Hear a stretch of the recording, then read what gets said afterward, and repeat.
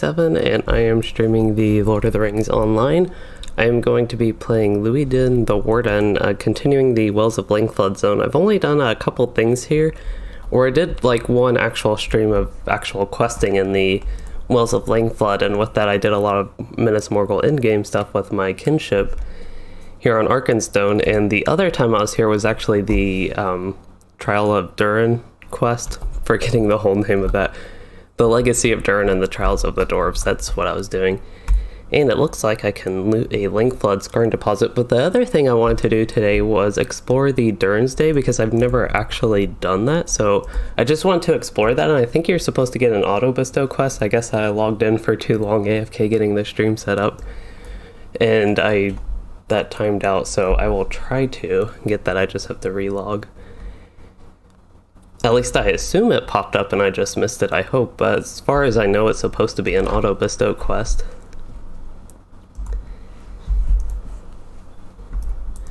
Oh, and I did not get it this time. I'm actually not sure because I thought I didn't see it pop up, but I thought I might have just missed it. I wonder if I can go straight to that. I actually had that pulled up at some point. On the LOTRO wiki there's like the Durin's Day upon Erebor, and it says it's an automatic quest bestowal. I wonder if I have to actually I might actually have to go to the area first. So we'll try that. And I did want to say hello to Vabisuki, who was here before the stream started. I was a couple minutes late, unfortunately, getting to this. Anyway, I guess the first thing is I need to actually go to the Dalelands. The other thing I have to open is my Hobbit gifts. I had like all these things ready to do at the start of the stream, then I had to delay the stream a couple minutes. Unfortunately, I thought I was going to be starting it early, but ran into an issue that caused a delay, and I have no idea how I got here. I thought I was in the actual town of Limlok, because that's what the questing in the Wells of Langflood that I'll be doing today is in Limlok, but I have no idea how I got way down here. And those trees I don't know if that's just with my graphics settings or something, but they have a little bit of an outline. I don't know if it's supposed to be snow. It's kind of interesting. Anyway, I need to go, I guess, to the Dalelands. I don't know the best way to take this character there, because I might have a map to go somewhere around there, but I'm honestly not entirely sure. Snowbore, and this is Dalelands. That's actually a perfect map to Dalelands. And I should be able to get the Swift Travel Stable Master here to have it unlocked for the future. Anyway, with Durin's Day, again, I have never done that, so that's just one thing I want to quickly do. It's completely unrelated to the actual Wells of Langflood zone, but it's just something I wanted to quickly do, because I've never actually done it before. I also haven't visited Dale too much. I've been here, and I know it's trying to kind of recognize stuff from the instance, the Bells of Dale back in way level 85, I think is when that was, Riders of Rohan. So it's interesting, at least I thought it was interesting the first time I was here to compare it to that, but I'm actually more familiar with the Bells of Dale than I am the actual Dale city.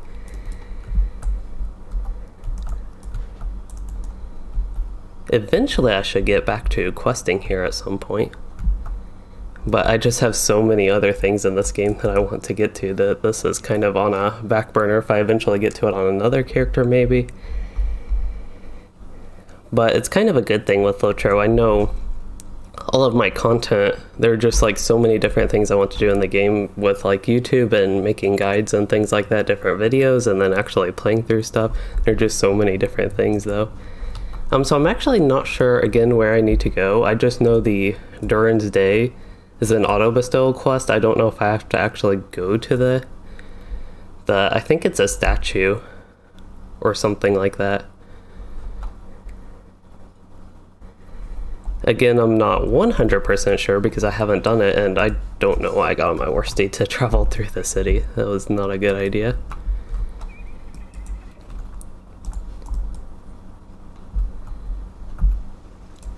But anyway, I guess I should talk about today's stream a little bit. I'm going to be doing Durin's Day in Wells of Langflood.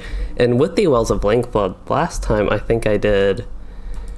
Let's see, I need to go west here. I'm trying to actually get out of Dale. I think I have to go back and around. But the last time I played Loueyden, I think that was actually last week, last Saturday as well. But yeah, I was doing some of the Minas Morgul in-game stuff. I ran some of the instances for the first time on like the 6-man version, and we did Rako Thus, which is the Throne of the Dread Terror boss, and get basically Starlight Crystals from that. But as far as the actual questing goes, I started the Wells of Langflood quest chain, which actually started in the Vales of Anduin, so I did that, all the stuff around Beorning Husk there, and eventually made it to the Wells of Langflood and did like the first big quest set there, which was actually in Limlok, and today I'm basically planning on wrapping up Limlok, maybe the southern half of Wells of Langflood. I don't know how many quests there are in Floodfells, but I don't know if I'll be able to finish up the whole like Floodfells area, if it's a major area and has you go like all over the place in the southern half. But yeah, that's kind of the outlook for today, I suppose. Like my usual couple-hour stream is what I'm planning, basically.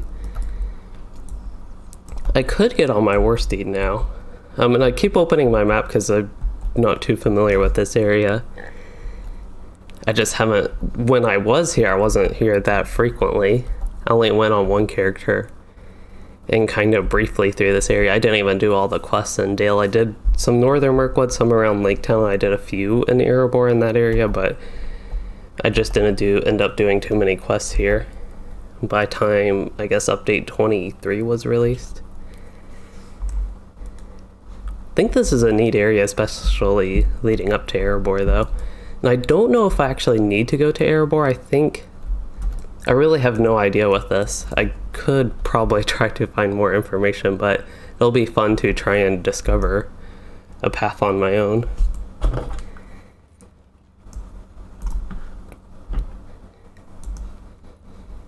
So I think I need to go west of Erebor. I don't know the best way to go west, so I thought, yeah, nothing back there. I thought I would try up here, maybe there was like a path, but I actually don't see one now that I am up here. Now I am slow because I guess I fell somewhere. There's probably nothing there.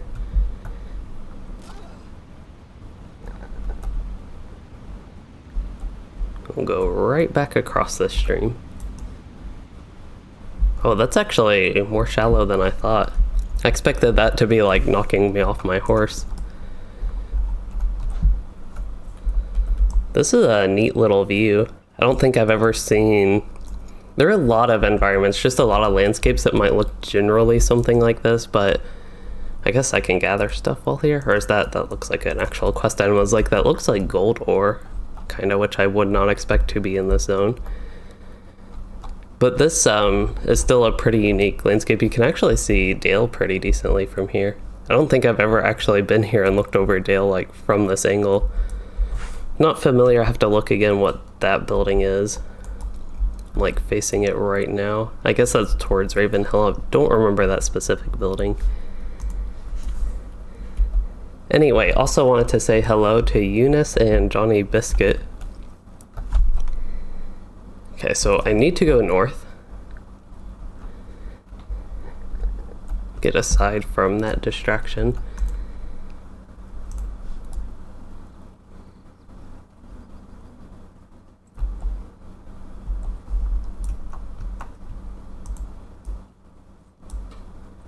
See, I'm also not sure if I can get to wherever I need to go from here. I just think it's in this general area where my cursor is. I'm not sure. I could look up the coordinates, I suppose. I'm like thinking somewhere around there, but I'm not entirely sure what I remember seeing. Might be a path I kind of see on the map going north up here, so we can try that. And see if it takes us to the Durin's Day event. Maybe. I thought on the map, okay, that's still upcoming. Probably could be on my war steed for this. It feels a little bit slow on the regular mount just because I'm so used to the war steed and its speed. I wonder if that little flag is supposed to like signal this is the path up. I really have no idea. There could also be quests here that I'm just not as familiar with.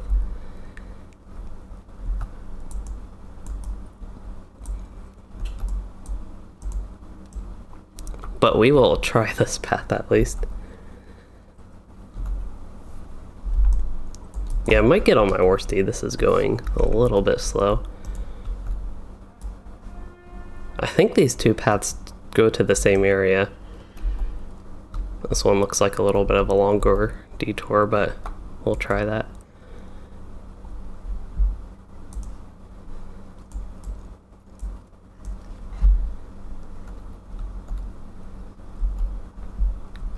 Well, things are turning very like gold orange very quickly.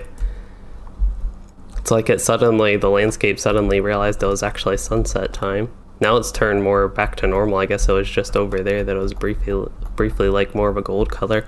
This is a very neat look at the landscape. It's also sunset, which is nice. You can actually see the moon, and the moon's like a crescent.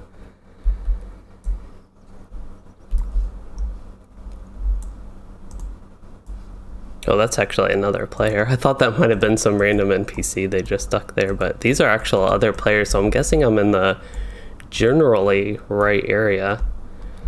There is somebody who's king of the mountain, but I don't think that... Oh, it's actually right here. I didn't even realize that. So now I have Durin's Day upon Erebor. Examine the stone. It almost looks like a map, but I don't think it is. I think it's, yeah, supposed to have runes.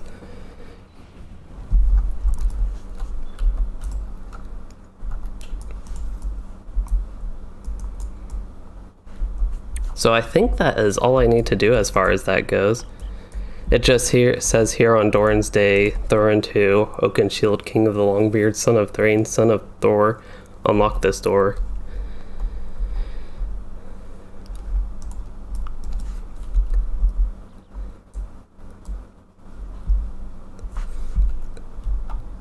Anyway, this is just a neat area, so I wanted to also take a minute while the sun is setting to get some more screenshots.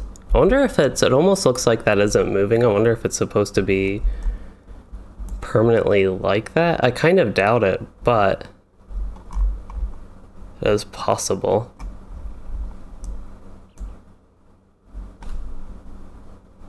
Because usually in LOTRO it is dusk time.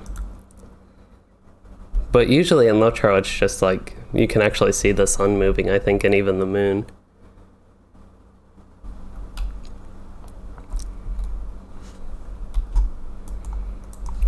Whoa, I almost ran too far. Anyway, this is a good area to get a few screenshots, but we can go back to Wells of Langflood. Read a map.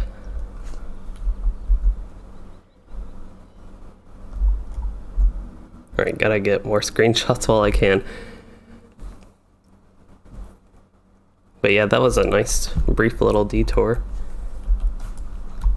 Also got to explore just the, outside of doing the actual Durin's Day and seeing all that stuff for the first time, just actually going back to the Dale to Erebor area and seeing all that again was pretty neat.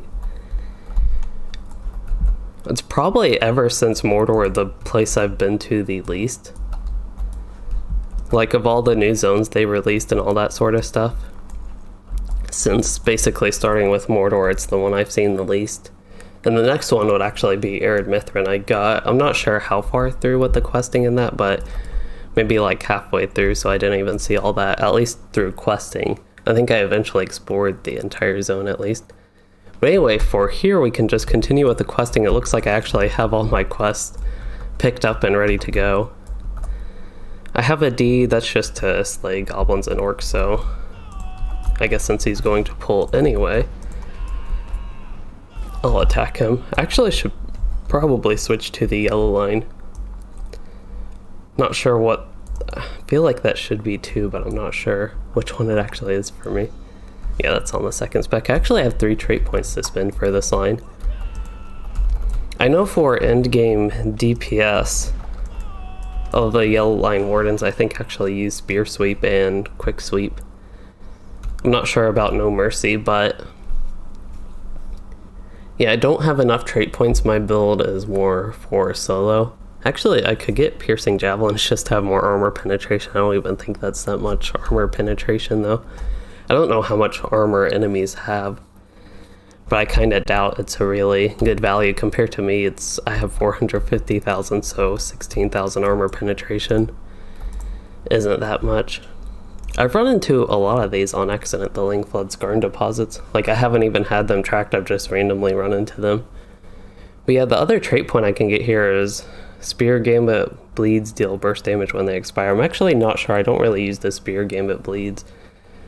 I don't really use Android Maneuver or Warden's Triumph. That's something old Yellow Line Warden used, so I'm not sure if I need that either. Just a bunch of things I'm not really particularly excited to spend trait points on.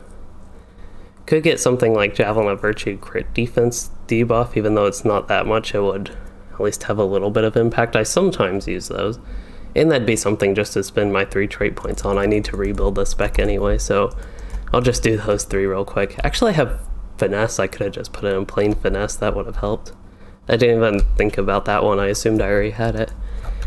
But anyway, we can get on with the actual questing. I still need to travel southeast a little bit.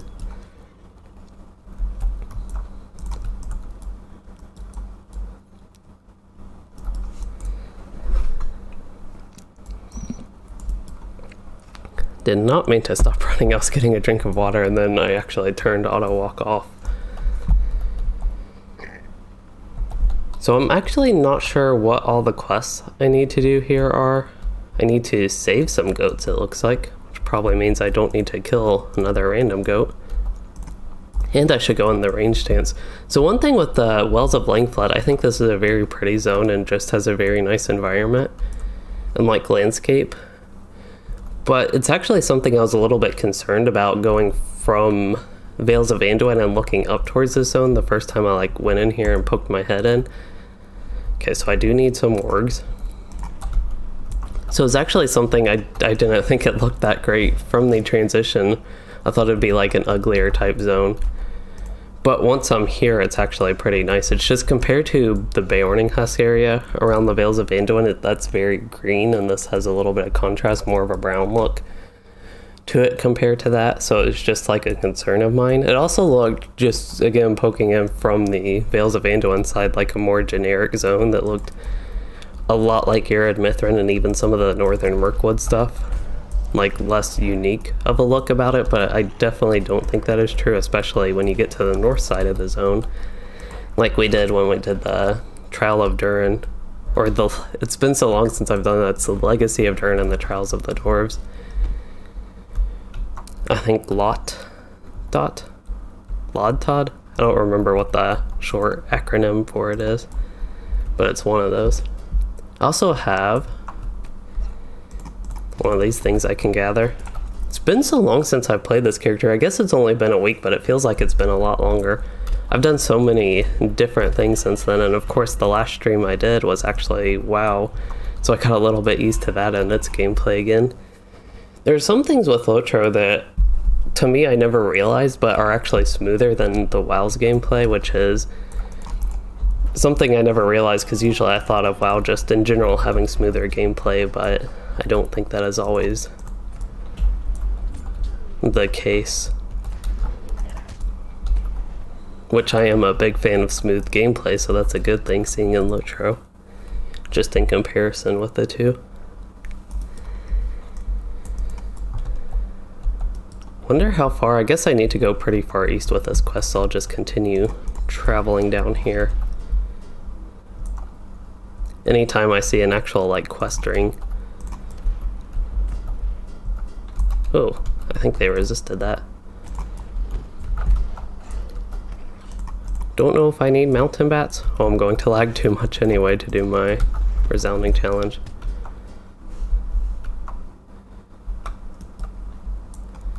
Hi Ruben, and you've asked what my favorite class is at the moment, and I would say it is still Warden, even though I'm having lag here, which is not good on the Warden because then it messes up the gambit.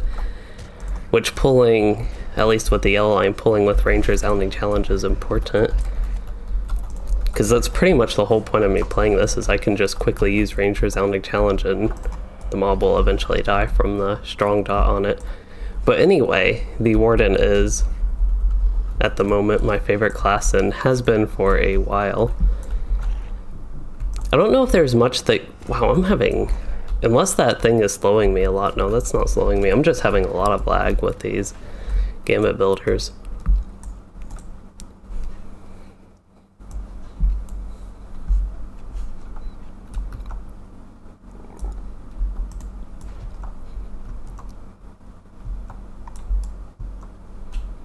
But yeah, other than the Warden, my second favorite class would be the Runekeeper, and then after that is when it really depends on what I'm in the mood for or what class is more enjoyable, what's been more favorably updated, I guess. And after that, like after my two favorite classes, the Warden and Runekeeper, they're my favorite just because of what they are, but I usually don't consider balance in how much I enjoy a class, so sometimes some people might like a class because it's strong, and then they might not like it when it's kind of pretty weak,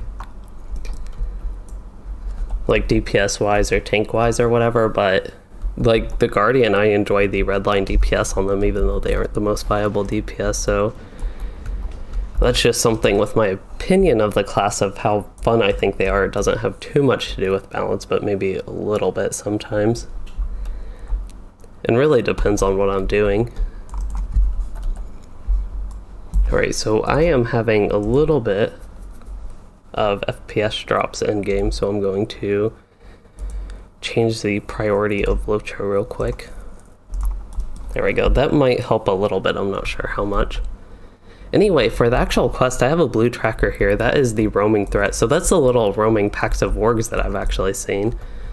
So that one I don't even need to worry about too much. I'm actually more interested in trying to save the goats and get that done. And if I happen to find any of the packs, I'll just kill them along the way. So I didn't actually need to run all the way southeast here. There are also a bunch of wargs up there. I wonder if any of them would count.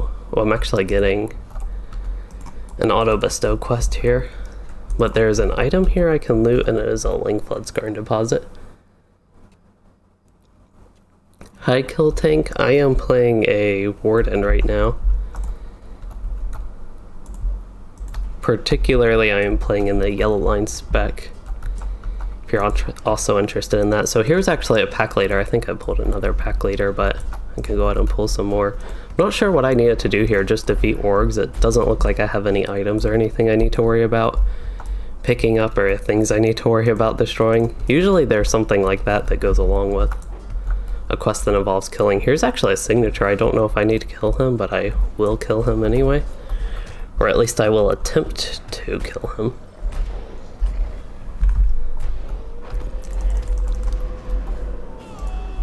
Okay, got one quest done. And I have a ton of debuffs right now. That's actually going to be, depending on how strong they are, it could be a little bit tough for me to survive. Yeah, I'm going to have to use a potion. I can survive well, and I can do damage, and I can chain pull stuff, but once they get a few dots on me, they typically do a lot of damage at high levels. I think I noticed starting in like West Rohan is when it seems debuffs in general get like a lot stronger suddenly. But anyway, with the actual quests here, I think that was pretty much all I needed to do, so now I need to just save some goats. So Ruben, you said you always enjoy the Bardic class in game, so you probably like the Minstrel here. So if a game doesn't have a class like that, it leads to you not knowing what to play. So that's actually just because I've talked about it and have at least tried to play it with the Shadowlands pre-patch. One thing in World of Warcraft that there is not, and I know there are similar players who like classes like that, the music players, bards, minstrels, that type of thing.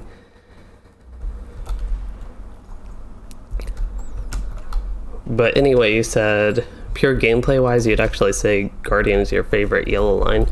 That's interesting. I don't think many people say yellow line Guardian is their favorite. I like the yellow line personally, but That's good to hear that some people like it and think it's their favorite from like pure gameplay wise. It really offers something unique in LOTRO anyway.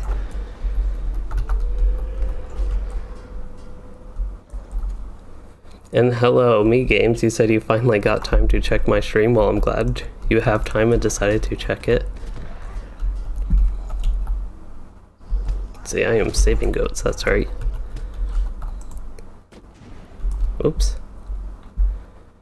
Yeah, I hope I'm not real. It doesn't look like I'm dropping frames on OBS. Every time I get a lot of lag spike, I just worry that I'm dropping frames and disconnecting from the stream or something, but I'm just having some in-game lag. I don't know if I'm... Looks like my latency is 60 milliseconds, 77. Probably a little bit slower than it usually is.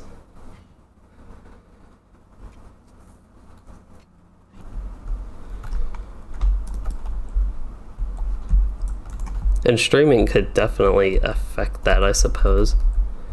Anyway, I have saved 2 goats and I'm like right in the area for them, but I do not see any more right here. So there should be a bunch if I head to the southwest. This is kind of a huge area. I feel like this little tiny part of the map wouldn't actually be that big, but I suppose this zone is pretty big, so even just this whole chunk here where I'm exploring right now, it's a pretty large area. So Kill Tank, you have a level 105 booster and you're wondering what I would recommend for that. So, well, there are a bunch of different classes in LOTRO and a bunch of different options. So it depends if you like melee or ranged or like a spellcaster tactical class, and if you like tanking, healing, or DPS or support. And even then, you have some options. So just my personal favorite class is the Warden, but it's not for everybody, so I wouldn't immediately recommend it. It could also be a tough class if you just boost it right away. Hello, Gabe Parker.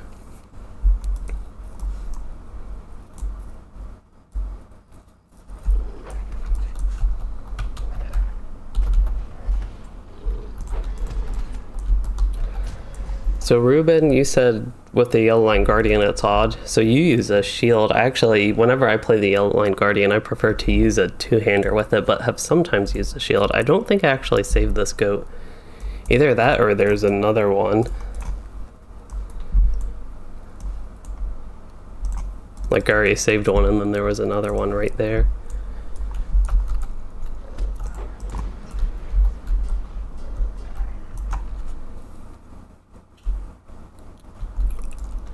Yeah, so what Gabe Parker mentioned about the burglars, they found them the hardest to level. I'm not sure burglar is the hardest to level in general.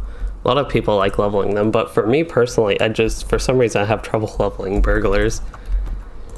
I don't know if it's the gameplay's boring while leveling specifically, sometimes, or at least at low levels. I think the gameplay is more boring than high levels, so that could be a factor.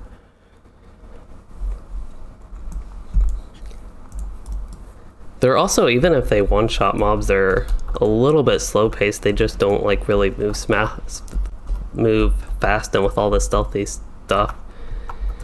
Well, there are a lot of bats here. I don't know if I need to actually go down here. That's kind of, I've been circling around this area. I didn't know what this was. It looks like it's an entrance to a cave, like a bat cave, but yeah, so this is natural formations in the Wells of Langflood. That's a new deed? I thought I already got progress on that deed. Yeah, so Gabe Parker, I think what you mentioned is true. You have to go into stealth. You don't necessarily have to, but it makes it faster if you go into stealth like every kill. It just makes it seem a little bit slow. So Kill Tank, you were thinking Guardian or Hunter. So from there, it really depends if you enjoy tanking or DPS, and I will say right now the current like endgame meta, defeat the bats within Tithras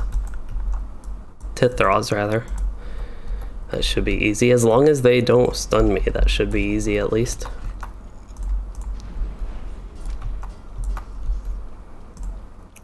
So even if Guardian tanking isn't the most viable now, it's probably going to be updated. They change balance a lot, especially at endgame, so if you're just looking for something in general to enjoy maybe at higher levels, Guardian or Hunter, both of them could be good.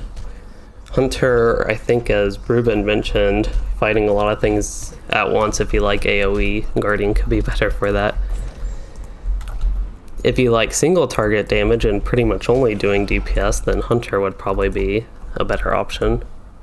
So actually I have that quest ready to advance just as I'm getting either a new quest. Oh, I guess I've had this quest the whole time, Spears of War. I don't even know what all quests I have. I just like randomly went out to the southeast where I had some of my quests tracked and been getting a little bit of progress. Suspicious Bark. Seek out the Toragram at Sholgmok. I guess this was it for the cave. I'm actually not sure. There are more bats at least. There's a treasure cache over there. We'll probably get that treasure cache, but first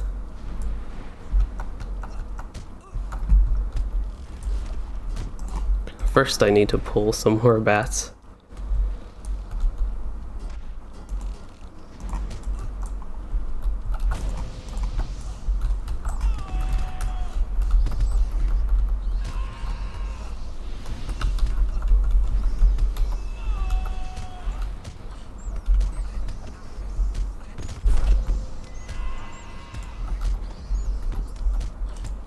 These guys really pile on the damage after a while with the debuffs. That seems to be the story with the wargs as well. Have a lot of those going. Oh, they actually drain power. So they were just doing like regular damage to me. But hello, Cosman21 Chris from Romania is far away from me. It's one thing with these streams that's a good thing though, just people in different time zones. It's a lot more convenient, I guess, of a time for me to stream, and this is a really good time for me also on Saturdays, so I've pretty much stuck with these streams. I think this is the third one in a row that I've actually consistently done on Saturday. All these bats are annoying with their stuns though, and I thought I was done with bats after Imlad Morgul. At least so far there haven't been mobile here. Gabe Parker, yes, I do have floating names off. I usually don't play with it on. I only put it on for some specific things if I need it or just feel like I need it. Oh, a resisted range resounding challenge. That's one thing I do actually need to get my finesse up just because enemies resist me so much. I even have like 20% finesse, but it's just not quite enough. I don't think I have. I'm pretty sure I've actually opened essence slots, but I don't have any finesse essences I could put in either.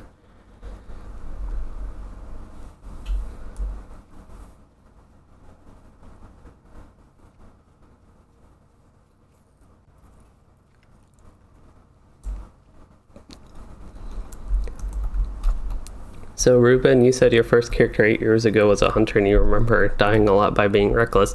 That is something I still do a lot in LOTRO.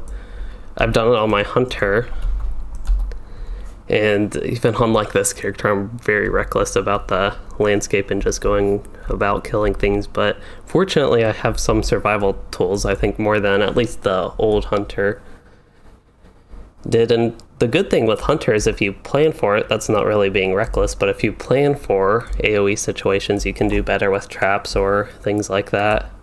Even just being ready to actually kite and things like that. So Gabe Parker, you said you leave floating names on because you can't see where they are. I know a lot of people actually play with it on, but I don't. I prefer my screen to be without clutter as much as possible, so I end up just keeping them off most of the time, unless like sometimes if I'm doing deeds in the level zones, it's pretty convenient to have on. I could also have it on now, just I know that's like a mountain bat over there, I know it's a stone biter I don't need. And you can also see like gathering resources. And you can also, like, if that Gundabad org actually blended in the environment a little bit. I didn't see him right away, but I would have if I had floating names off. Or floating names on, rather. So Ruben, you asked what would be the most bard-like in WoW, for example. By the way, you're curious because it has no jack of all trades or music-like class. There are some classes with heal, tank, and damage specs. So I am not sure what the closest class would be because there is nothing that plays music. I'm trying to think if I personally think of a bard other than the music playing aspect, they are healer-like. Kind of like the minstrel and LOTRO, how they heal and maybe do some buffs and support, things like that. There isn't much support in WoW as like a real class or spec type or as a role.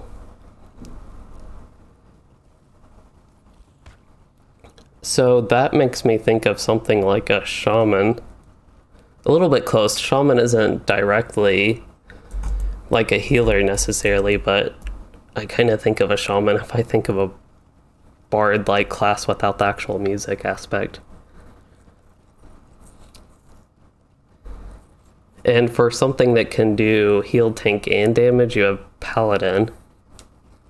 And druid can do that. I don't really think of a druid like being close to a bard. They're pretty different, I think. Actually, so I have quite a few of my quests done, but I still have a few quests to do. It looks like there's another ward camp in the east.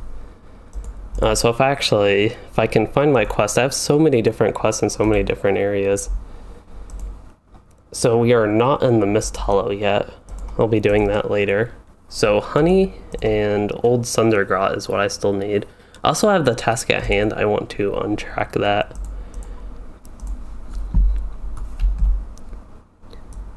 Okay, so actually all my quests are to the east of here. I do have one to go to Sundergrot, but I'll probably do that after I finish these ones in the east off. And then see where that one leads me later.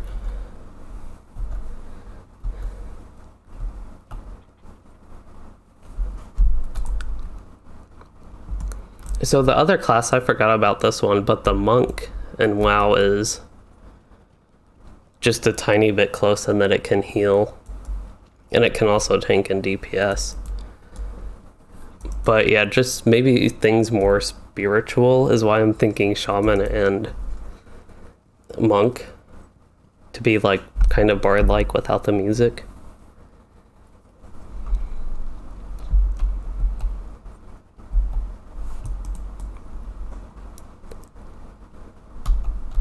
See, I kind of forgot about this, but I never got the subscriber town services daily, that item, so I don't have the convenience of selling on the move, but hopefully I won't need that. I could also like reforge my allies.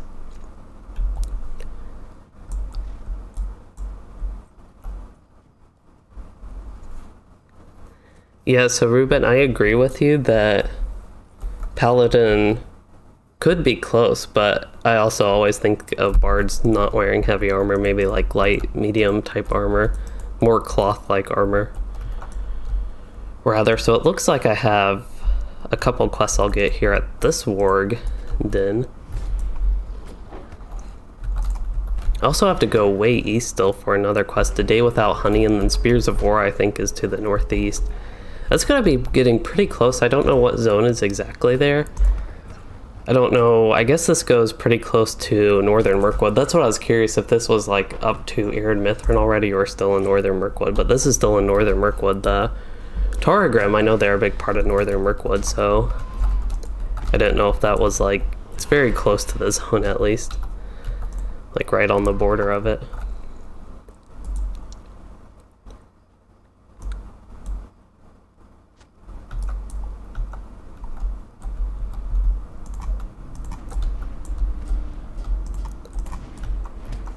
I need to watch my morale a little bit.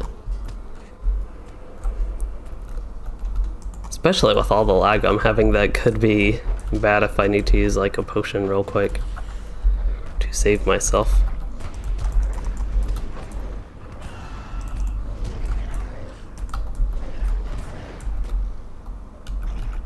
Yeah, I think those 2 bleeds, like once I got those 2 bleeds, that's when I unfortunately needed to use a potion, but the good thing is, at least since Minas Morgul, potion drops seem to be a lot more frequent. Doesn't seem like they're super hard to get. So somebody said Outlaw Rogue. So Ruben, you said Outlaw Rogue. I personally, I kind of see that a little bit being bard-like, if it's more of an outlaw type bard. That makes a little bit of sense.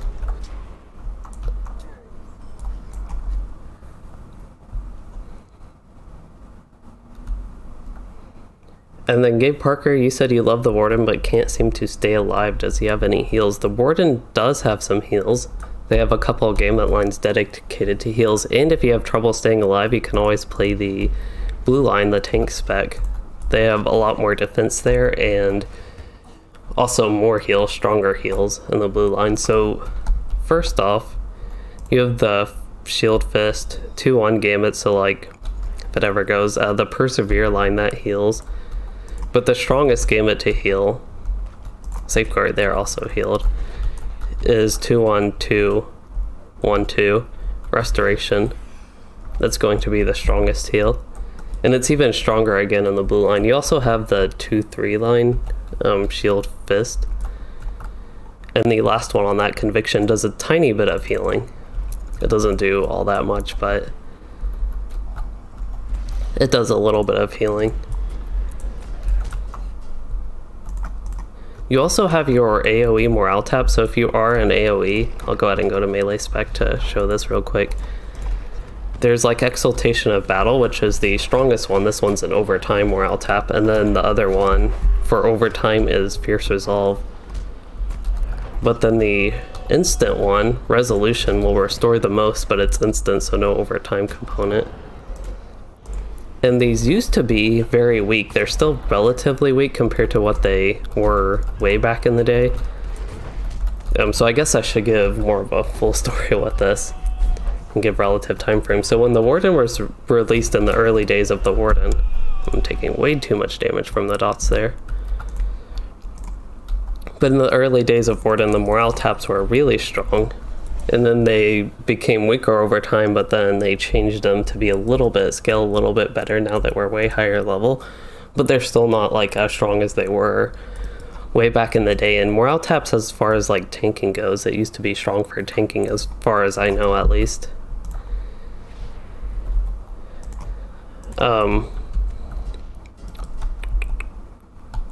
It's not really much of a tanking mechanic anymore.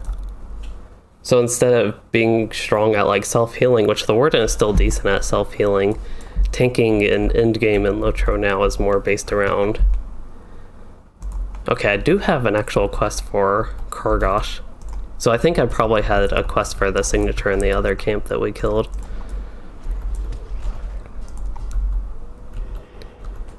I still need to burn quite a few corpses. I think I even see a few there is what made me think of it.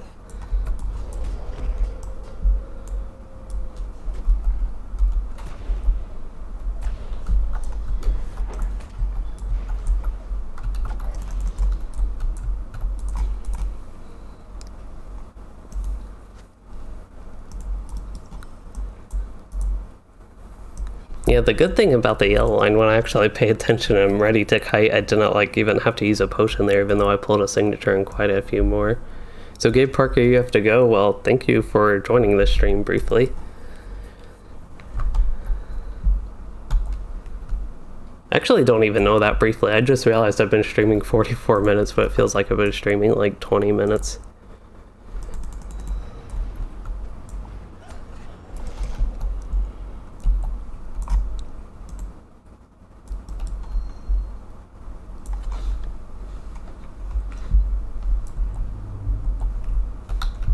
So this is where I would expect to actually run into bats here, but I would expect to run into some Tower Grim. And just this little environment right here, if Southern Mirkwood looked like this the whole way through, I would have thought the landscape in the zone was a lot better. It was a lot more cluttered than this. That was one of the things that annoyed me a little bit about it. Like the environment of it, I got the idea of it, but I still would have liked it more if it was a little bit less cluttered and more like this throughout northern Mirkwood. So I don't know if this is where I'll run into the Tower Grim. Yeah, that might actually be north. This is where I run into the Frenzied Bees and Honey, because I guess that's what the Beornings need. they need calm bees, and they don't want the frenzied bees, and they do want their honey. I don't know that they necessarily want calm bees, but ones that are not aggressive towards them, at least, that will sting their enemies instead of them.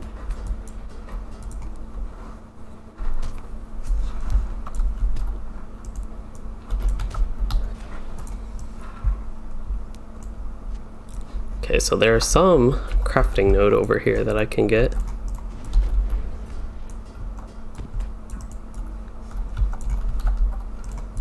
This is actually when floating names would have been useful. I didn't realize the Skarn deposit was right there next to me.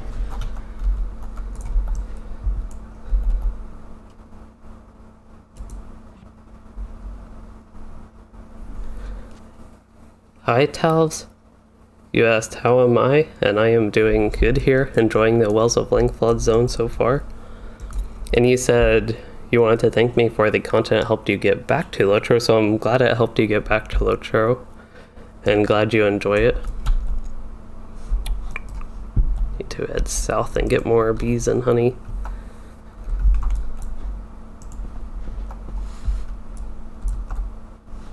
I feel like this quest would be a lot more enjoyable if I was actually like on a Beorning. Although then the quest might never give done. I might want to like tame the bees and save the honey for myself.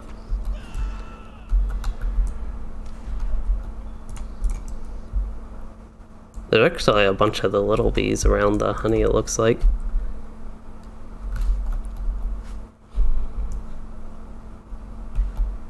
And I didn't even realize I went that far north here.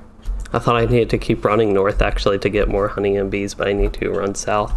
Then we'll loop back up north, and then I'll probably, when I go back north, try to get through to Limlok without actually having to go way back down south. What is... Okay, there's a little bee attacking me. And I think... Oh, the actual honey, that's what has the invisible wall. It's not much invisible because there's actually honey there, but if I just try to run through it, I can't. It's like an actual physical object.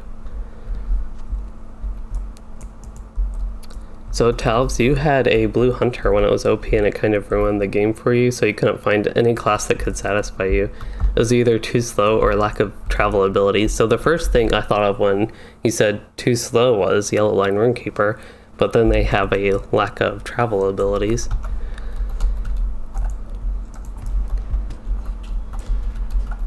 The next closest thing to the blue line hunter could be actually the yellow line warden. It's a little bit different, more damage over time based, and I would still say not quite as fast. It's just really different, even though I'm comparing it being similar. But with it, they at least have travel abilities.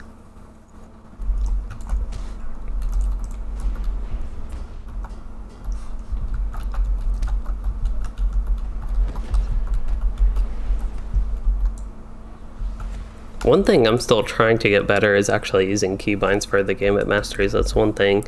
Wow, it got really light all of a sudden when I picked that honey. That was super weird. It must be like a little transition in the zone once in this area it's dark, but then, well, maybe it's just dark again. Oh, now it's starting to brighten up. But yeah, I think it's just that little area where you're in the kind of more northern Mirkwood part of this zone, the transition where it's really dark. I think it's neat that they do that. It makes the environment more immersive, I guess, but sometimes it is a very stark change, just like on the border. Okay, so now we can run up north, and I should probably get on my mount for this. And I wonder if I'll have enough reputation or whatever tokens when I go back to town to get my muster here. That would be really convenient whenever I can get that. Because if I can get that, I would actually like to travel to Bree to get the town services.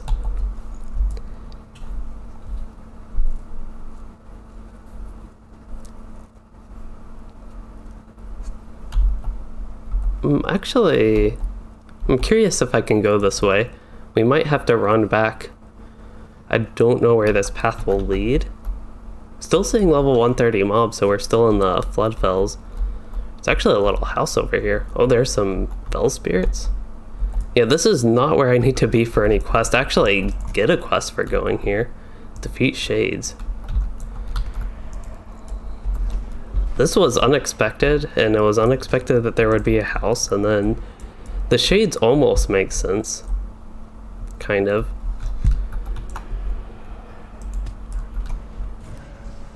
It's like a spooky house for this month specifically.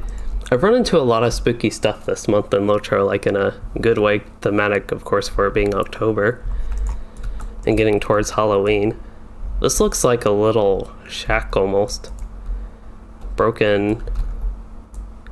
Yeah, it looks like the broken window and then it's boarded up, a lot of spider webs. Anyway, I don't know if there's a regular quest that will actually take me here. I just kind of randomly happened upon it, so we can go ahead and get the quest done to kill the 6 shades.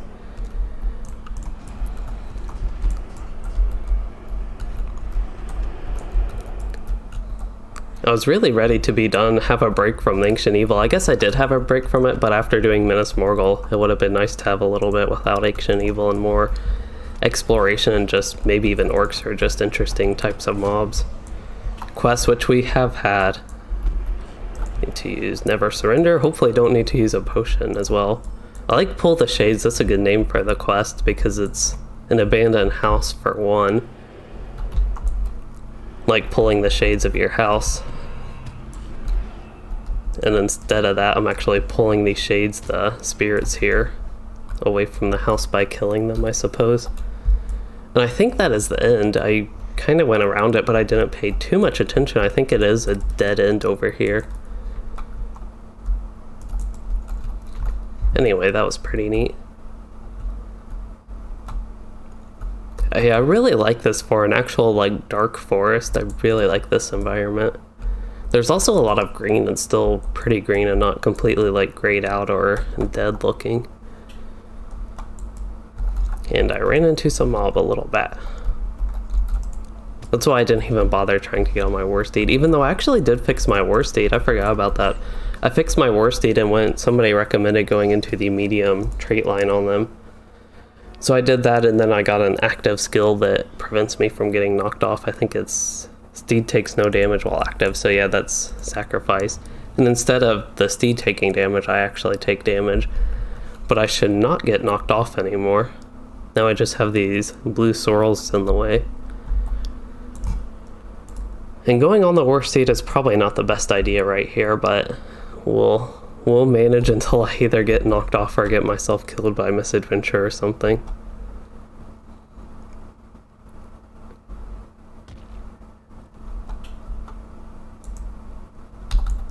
Yeah, here is Sholgmok.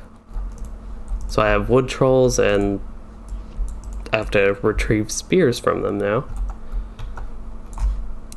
These mobs can be annoying. They have roots and things like that. I don't know how difficult they will be here, but they were part of Wells of Langflood and Northern Mirkwood. And I just remember them being annoying there. I think they're supposed to be kind of like the... Well, yeah, like the wood trolls, thinking way back to Region. Otherwise, I haven't... Here's one of the roots. One of them is removable by a debuff. I think there are some other things that you can't remove your debuff and remove that. I'm also slowed right now and keep using the same gamut because of a little bit of lag.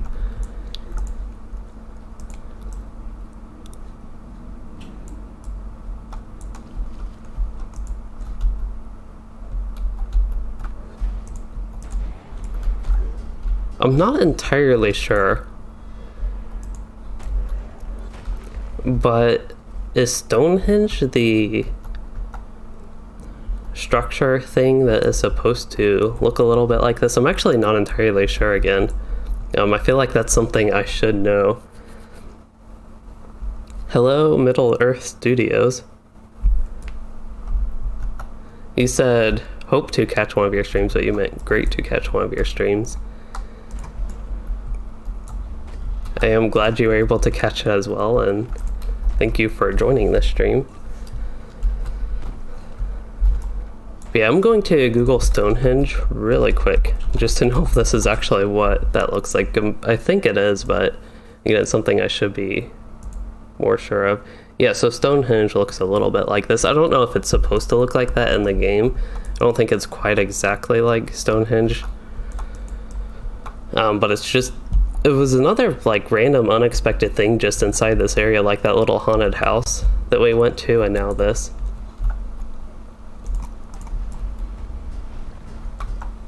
There's also a little backpack there that I want to loot. And what else do I have to do? Just kill these Tarog?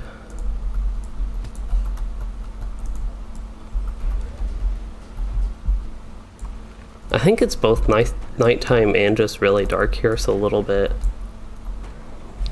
hard to see everything, but there's the waterfall. I think down following the river, opening the map in combat I know, but following that down goes towards the little river.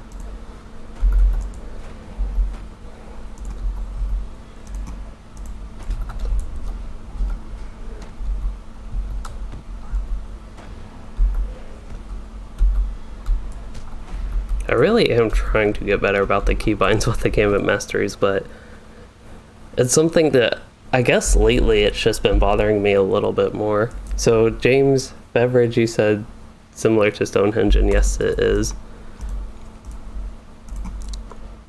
Yeah, it looks like it. Again, I don't know how intentional, if it was designed to look like Stonehenge a little bit,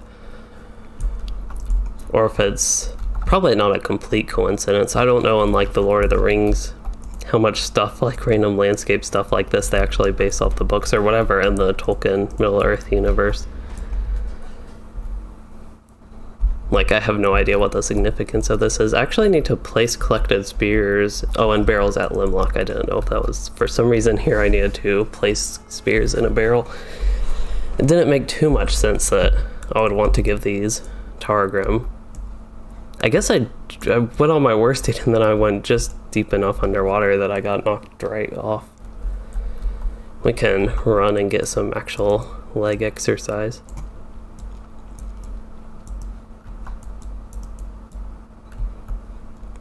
See, this is another time that actually having floating names would be useful, just because I can hardly see. One thing I'm actually curious is if I actually have my ambient light. If I turn my ambient light down to 0, which I think is actually the default, it's just super hard to see. I don't know for you all if I turn it off how it is, but my monitor in general, I have it at lower brightness because I usually don't like it at high brightness. Oh, it randomly got very light though. Like if I turn the ambient light back up, it's like very light here. I must have stepped like just outside of the dark forest area. Maybe. Yeah, I guess this is kind of the exit to the forest.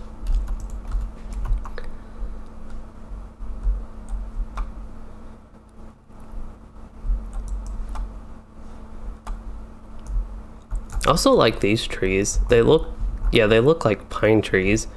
Can actually see that texture a little bit from here of the needles. I don't remember seeing those specifically in other zones, but they probably are. I just seem to recognize them most from this zone, and they have a nice, like, really dark green color to them. To me, and it contrasts a lot of the other trees. They have some, like, orange trees, some yellow, more brown, deadish type looking trees.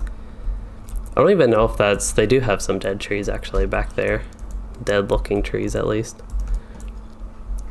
But like a lot of the stuff you'd see in Lonelands mixed with some other zones like Trollshaws, it's a good blend of a bunch of different type of environments and landscapes I've seen throughout old LOTRO, I guess. Okay, finally making my way out of there. Let's see, I'd probably go to Limlok to turn in my quest. I know I still have one that's out and about, the Sundergrot, but I'll probably turn these in and see where they lead and maybe do like Sundergrot on its own. I see some stuff to collect along the way. So I know, like, while I'm playing Loueyden and streaming, I like to gather things a lot, but it's actually a lot worse when I'm solo. I get distracted by every little thing I can gather. That's one reason I sometimes level my character super slow, is because I actually gather just everything I see along the way, and I actually think there's some more. So even though I feel like I'm gathering a lot on this character right now, I'm not even gathering as much as I might on other characters. I think it's a fun thing, but sometimes it even annoys me that I do it so much, which might sound odd. I think the way to get back is you have to go around this, at least that's what it looks like. Oh, I was going to say it's somehow raining, but not even cloudy, but it is a little bit cloudy above us. There's of course the clouds coming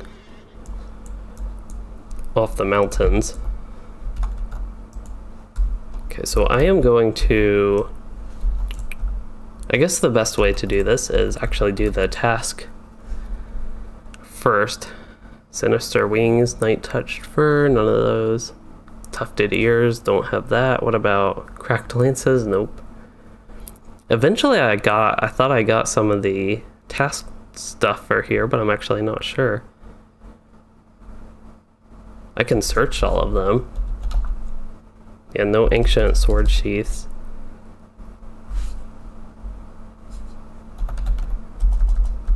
I have some blackened claws, I think, not branches. No lashing tails. I do have wings. Oh, they are sinister wings. I just totally missed that. Okay, so I at least can turn in some tasks.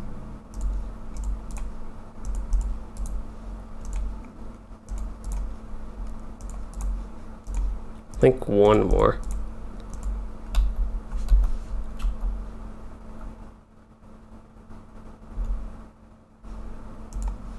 And in my overflow, I have some of the other ones, but I don't think it'd be enough. Usually it's 10 task items per, like, task quest.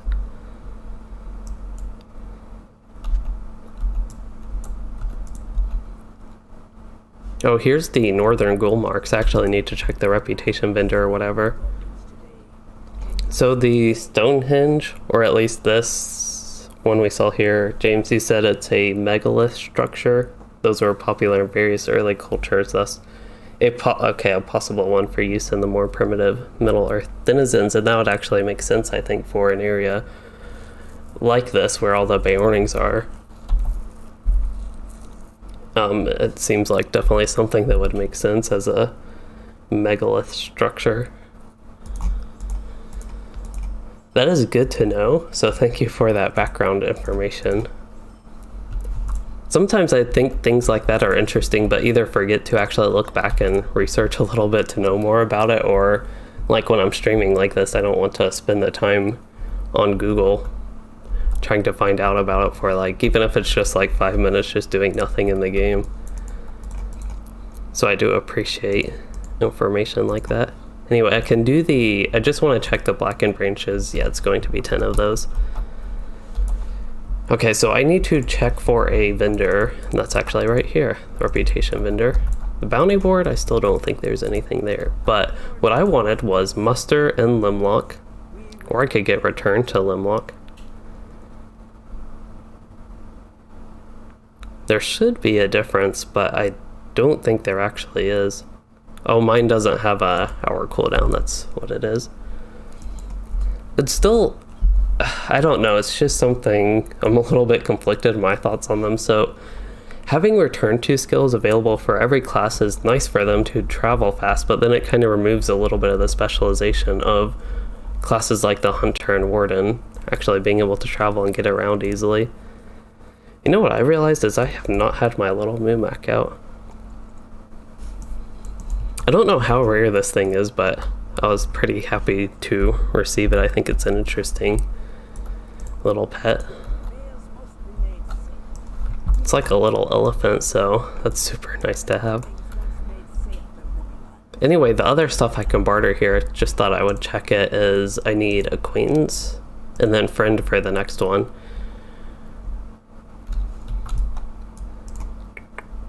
And then, what do I actually need to do? Oh yeah, so what I was actually going to do was go to Bree and get the town services. The most OP item in LOTRO. Oh, these will actually be ready to deconstruct. That should free up a few inventory slots. I finally freed up a lot of my inventory slots, and then I guess they're getting taken up again with... I have some Virtue XP. I might as well use the Virtue XP, I figure. Actually, I don't know. It could be better to save them for update 28 just so I can get loyalty up. Can get on my mount, make this go faster.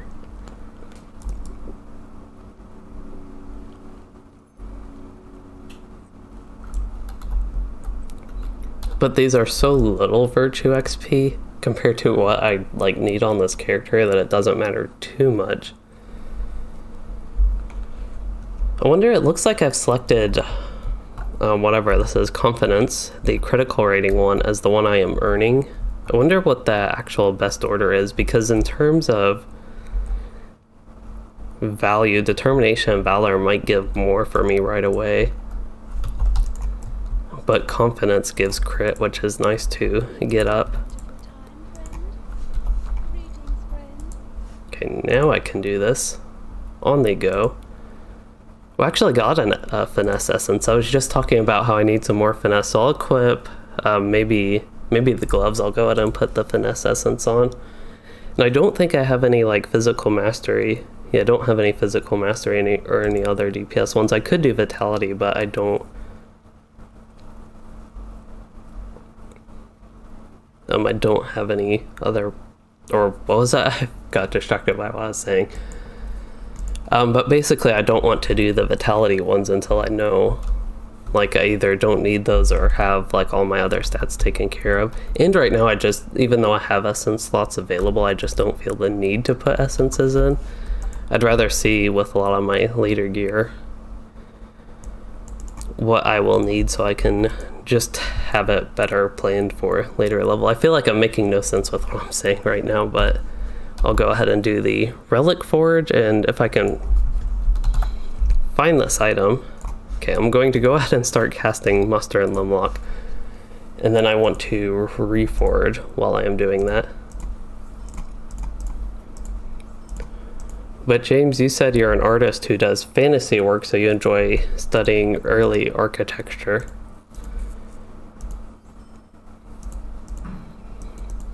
One thing that's interesting that I have to comment on architecture is there's some interesting stuff in LOTRO, I think, with that, but coming up with update 28, what I've seen in the beta with the War of the Three Peaks, just some of the Durin structure there, I guess, is pretty interesting. I don't know if you find that stuff interesting, but that's kind of the only random comment I had. It was actually something I was thinking about with that.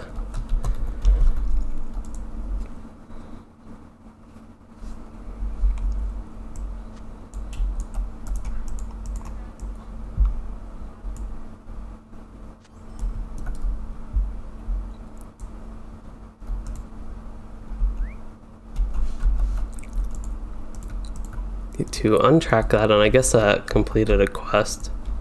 I completed the quest, but then it completed another quest by completing that quest, I think. Talk to Vascorn and Limlok. Looks like I get a purple piece of item level 4 18 gear, so that'll be nice. It'll be nice to get this gear even though I'll replace it in update 28 soon. That is a giant bee. I think I've heard of that cosmetic pet, but looks like it was also on a Lore Master? I thought it was a Beorning at first, but it might have been a Lore Master. I see the staff, so it likely is a Lore Master. Oh, I need to patrol the wilds. For some reason I was expecting there to be like some random event happening when I did that quest, or accepted it, but I think before I do the Untamed Wilds, I'll go back to Old Sundergrot and see where this quest leads. And while I am doing that, I need to, well, I guess I can't do it in combat, but I need to deconstruct, make sure I'm not taking a huge fall anywhere. I can deconstruct my 3rd age allies and free up a few inventory slots with that. Make sure I'm on the right track. Not in view.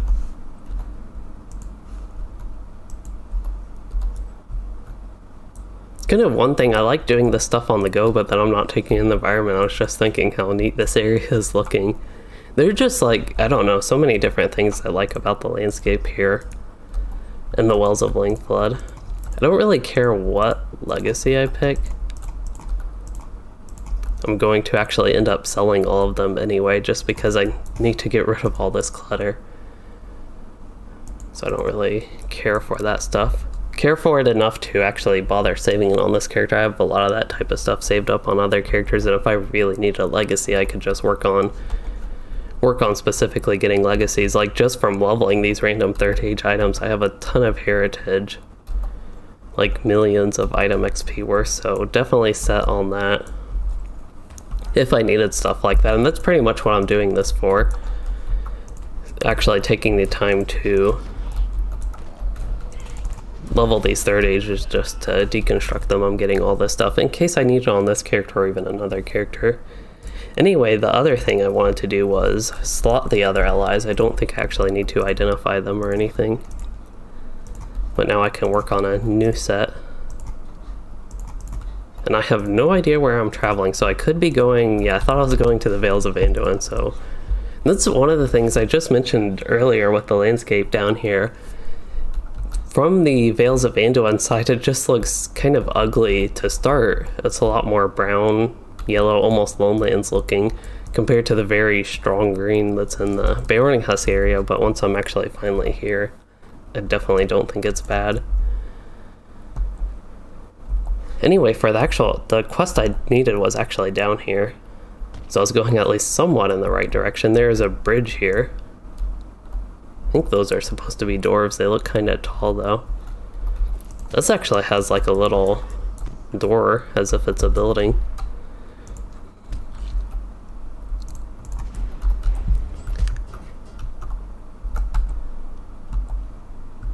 Continue to Sundergrot is my quest. I saw the quest tracker went like down here a little bit more, so I didn't know if there's something I needed there. But what I do want is to get a screenshot, preferably without the bush in the way, but that might be a little bit hard. Still doesn't quite get all of him, I don't think. That would end up being a great screenshot.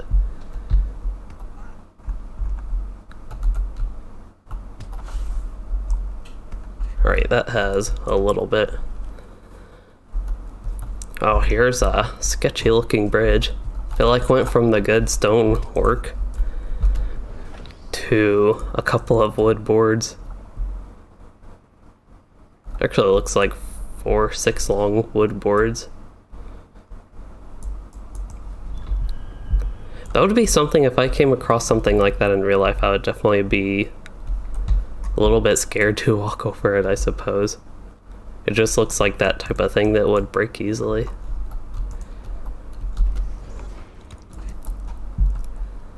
Anyway, we got to, I guess, more dwarven structure looking stuff. This is, I think, close to Moria in the Misty Mountains. Not actually, like, I know Moria and LOTRO is way down here. I don't know as far as like the caves and Misty Mountains, anything much about those, but yeah, this is actually more Misty Mountains, probably just some dwarven structures south of Gundabad.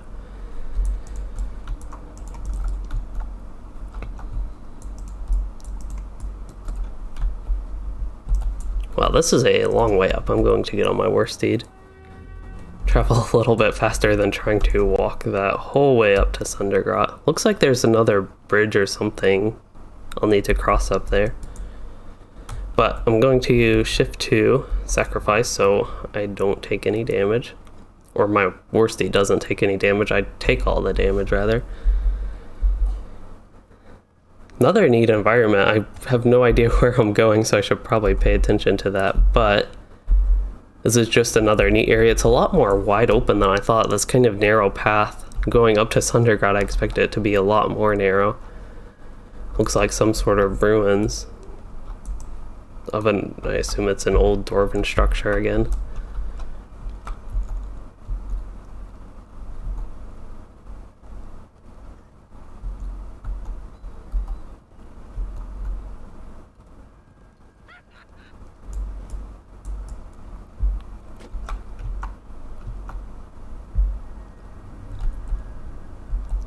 Slowly making it there.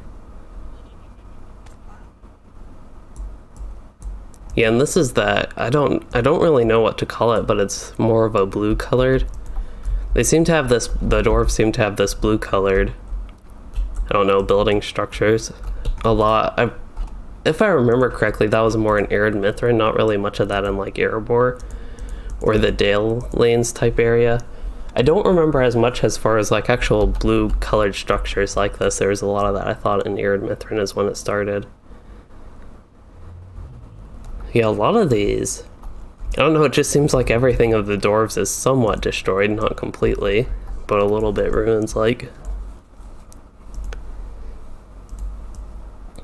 So this is Scout Egvarth. I'm guessing, no, Egvarth is actually to the southeast. These are just a bunch of orcs and goblins, which I plan to kill after I actually get my battle preparation gambit set up.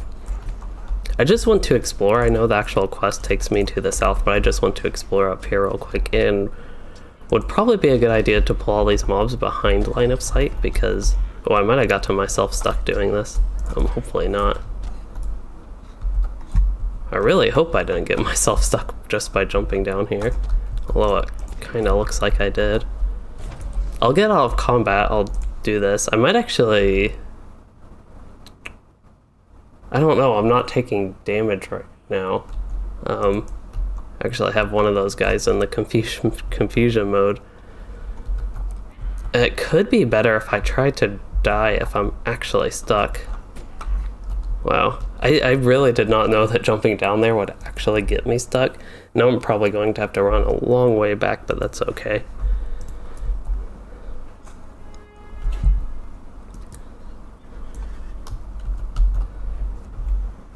It was worth the investigation to have to run all the way back, plus now I can just see this area again. Maybe pay a little bit more attention to my surroundings rather than just taking screenshots. Oh, I wanted to zoom all the way in there, but that would have turned me off. To, jump up with a mount. That could have been a good thing to try. If that happens again, I'll remember that suggestion, or at least try to. I only ran there to pull the mobs behind like line of sight just so I could hit them better and avoid taking damage a little bit, but it turned out to not be that great of an option. But now if there's an area, I can actually cross right here, so I'll just cross here, and I'm stuck in the tree with my war steed. Not stuck like last time.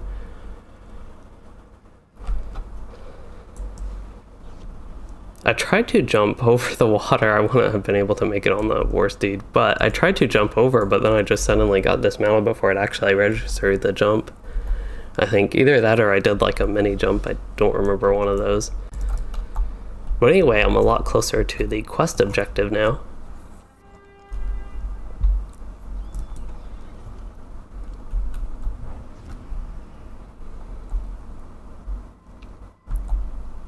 Which is, that's to scout this area. Oh, this is an actual, like, more of a structure again. I think I remember seeing this one.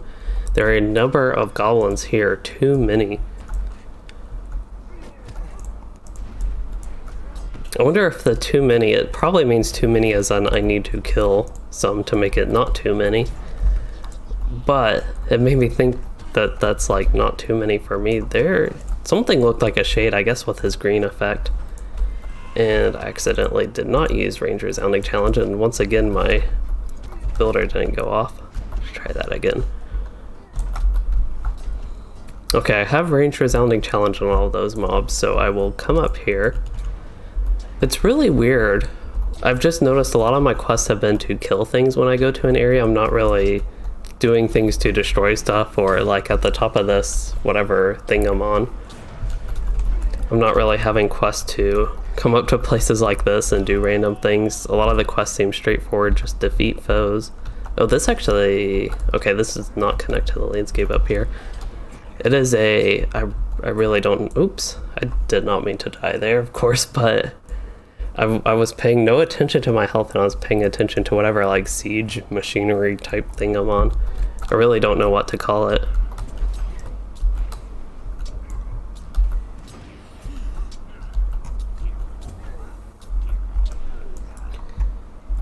But yeah, I was trying to see what this looked like. I just don't know what to call it, but anyway, they're basically our only quests. Oh, I actually do need to destroy weapons. I was going on about all that, but I do need to destroy some weapons. There seem to be a lot of quests here that update as you do them. So like old Sundergrot, that was the quest that took me to this area and then took me to that dwarf, and then I think I continued it to go down here. Once I went down here, it told me to destroy weapons. There seem to be a lot of quests that kind of continue as you do them, and the actual quest itself progresses. Instead of you like completing that quest and getting a new one, or just having 2 quests at once to do those different things. At least to me it seems like that is something, kind of a theme here.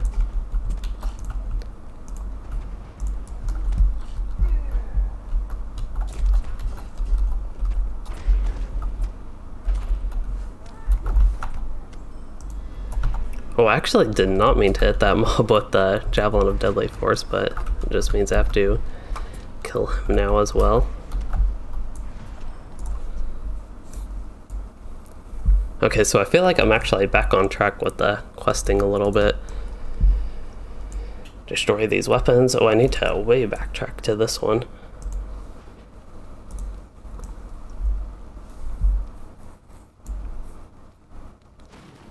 And Sundergrot the Intruders, I need to defeat 20 foes there. I wonder if that is the one that's way northwest. Yeah, that's way northwest. I have 2 of those defeated. I guess I only defeated 2 when I did that big pull earlier and got stuck and decided that dying was the best way out, unfortunately. Even though I could have tried again with the mount.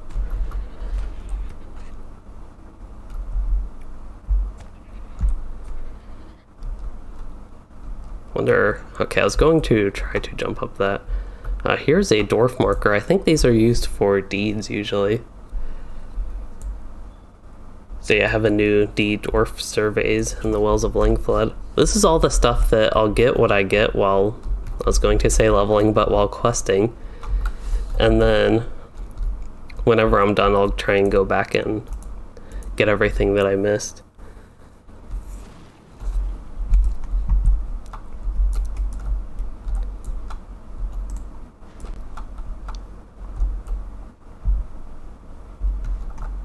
Alright, I need some more screenshots. This is actually a little bit neat.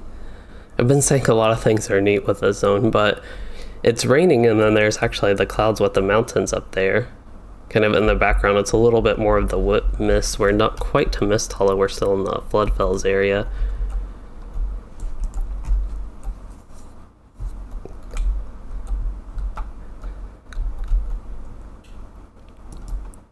Oh, I slid down a long way there. I was not expecting that. I was thinking I might slide down a little bit, but not that much. Oh, I need to scout Stramvarth now. I wonder what the Sundergrot the Intruders quest, I didn't pay too much attention to that. I wonder if I'm supposed to be doing like the Sundergrot Intruders. I would do that quest and then keep going south. So Stan JN, you said, I dare you to jump. I'm not sure there's much place I can jump anywhere now. I think, oh, I actually need to go. I was going the wrong way. I thought the quest was down this way, but it was not the case. But I actually fell down a little bit, slid down. I think there's enough delay in the stream that either the stream was probably back a few seconds from when you commented that, so I'm thinking it was up before I went down and with all the quests. But I think what I'm actually going to do, and this could be a bad way to do it, but I think I'm actually going to go north and do the Sundergrot the Intruders and then keep continuing and then go back down south, just to make sure I'm not missing anything, because I don't want to have to do this again if it's the case that I have to defeat intruders way up at Sundergrot, then down at this camp, then down at the one I actually have to go to now, Stramvarth. This is really nice with the war steed that I can just travel with. I guess dash is not permanent. That is actually a permanent skill on the light war steed, but it's really nice that I have sacrifice, so I'm taking the damage instead of the war steed, and I can just keep on running through mobs. I'm not used to it. But here is where I need to defeat 20 mobs, and I am once again going about this in the chaotic, reckless way. Oh, I actually ran too far away from them. Wow, I can't hit anything. It keeps saying invalid target.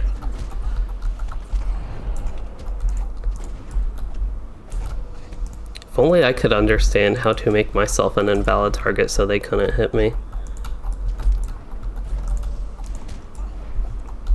I don't even know if there are 20 enemies here. Like, they want me to defeat 20 foes in Sundergrot. Oh, I thought I got myself killed again. I only got myself close to killed. But they want me to defeat 20 foes here, and I've already killed 2 before I ran through this time, and I just pulled basically every mob. Some of them ran off, but yeah, the work doesn't count. I don't think there are actually 20 mobs here. They really pack a punch. This is something I'm having to get used to compared to Minas Morgul. With the Minas Morgul, Imlad Morgul, I was just able to run through stuff without basically any issue on the landscape until a couple of the circles, specifically in the Minas Morgul circle, gave me trouble. But just with this zone, I guess it being newer and generally higher difficulty, even though it's still level 130, it's just something I have to adapt to. I'm used to, in general, running through the landscape just recklessly, not really caring about how many mobs I'm pulling. I wonder, I might actually be able to go in here and get some more. This is what I was originally going up here to explore, actually. So this is Sundergrot. Yeah, I just have to defeat 4 more foes in here. I might actually, one of those quests might come back here. I really have no idea, but just thought I would come back here just in case I did actually miss something. Looks like there's an item down here that I can pick up as long as I don't die along the way. That would be helpful to not do. If I can get my gambit straight, I should get a heal here. Not that it hit that many enemies to heal me.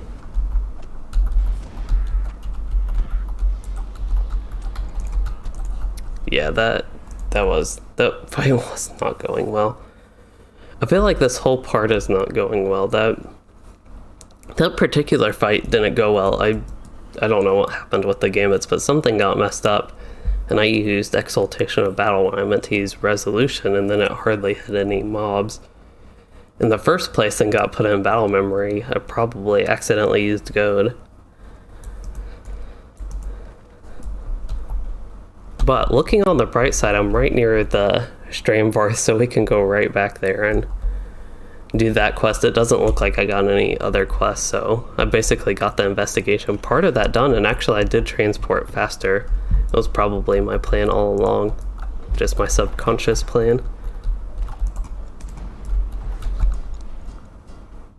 But that was probably my plan all along, to go to quickly be able to get to this area that I need to go to.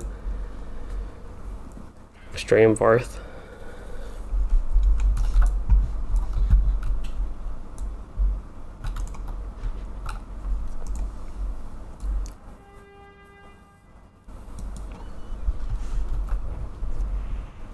Actually, I just realized I got my VIP daily, but I always forget to use it. I don't think I used the Subscriber's Jug, which prevents item wear, or maybe I did use it. Item expires. All it says is item expires, can't do it in combat, that is why.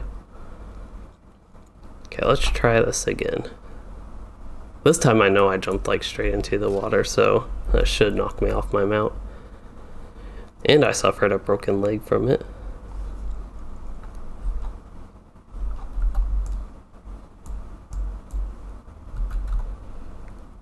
Oh, I got another finesse essence? I wonder, I'd probably want to put that on something different, so I'll put it on the, whatever those were, shoulder pads maybe? So my finesse is up to 23.8%, that's a little bit better.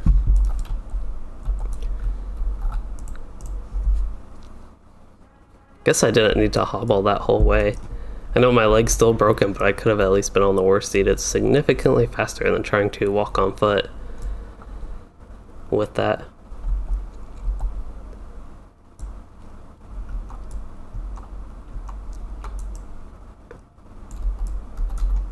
Just Still more foes await me. It's nice of them to wait specifically for me, at least. Right, I have to be careful. But it's so hard to be careful when there's like all this AoE I can do. But whatever that fire attack was, that thing hurt.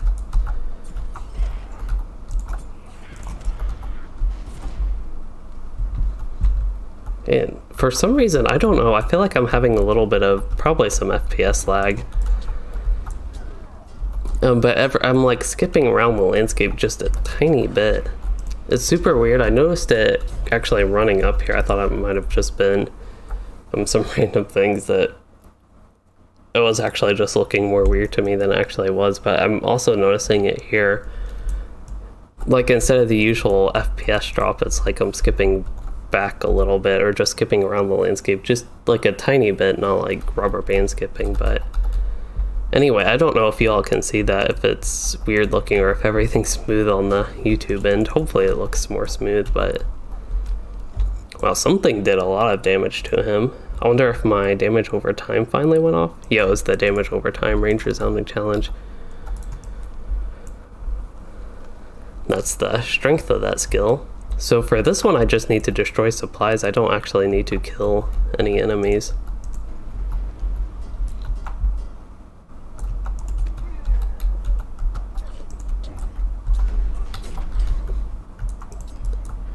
There's a chest. Don't think I'll be able to loot that right now.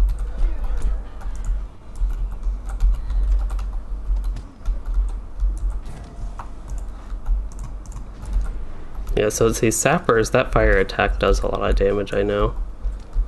Oh, it actually does too much damage. I thought I would be able to survive that. Man, I feel like I'm just like dying a lot all of a sudden. It's probably not too fun to watch. And even there, I was trying to be more careful. I know I pulled more mobs, but I guess that fire attack just did enough damage. Let's see, I wanted to see how much it actually did so I can know for future reference the actual numbers with it. So it did like 6 hits, it looks like. It did 11,000, 7,000, then about 30,000. And then again it did 27, 30, about another 30,000 damage on top of the already. So it did like 80,000 total. 40, yeah, close to 80,000 and getting hit with melee attacks at the same time.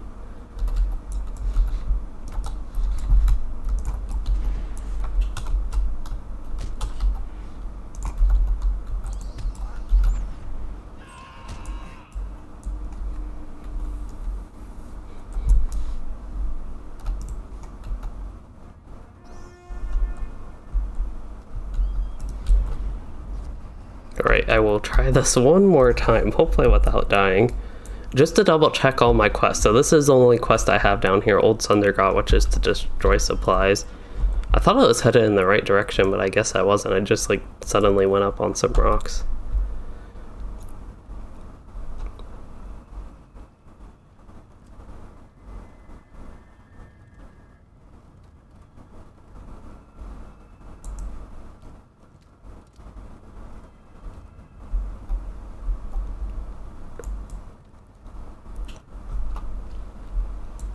It really hits me off right away, like as soon as I touch the water, before, even a little bit before I touch the water, and it seems like it suddenly goes to swimming, but before I even get like a chance to jump. It's kind of odd. But anyway, this time I will be more careful about the fire stuff. I thought I was already being careful about the fire mobs after the first time I noticed they did a ton of damage. But this time I will try to be even more careful about that. And make sure I got like all my supplies on this end. So these are regular soldiers, again, no fire. No fire except... Oh, a lot of lag with my gamuts here. I wonder, I know I have a few debuffs, but okay, one of them actually does increase my attack duration, so that might have not just been lag. That's one thing that's hard to tell in the Warden. Sometimes it seems like there might be lag, just delay in actually getting the skill started from when you press it, but then there's also the increased attack duration, which like right there, that one had a lot of delay for the Gambit Mastery to actually trigger after I pressed it and after the previous skill finished, but that's probably partially due to the sticky tar I had debuff. But sometimes it's hard to tell, that's why like sometimes I don't know, like with one of my debuffs, whatever it is, if it actually slows me or if I'm just having lag, because lag seems to be a fairly common issue and an annoying one.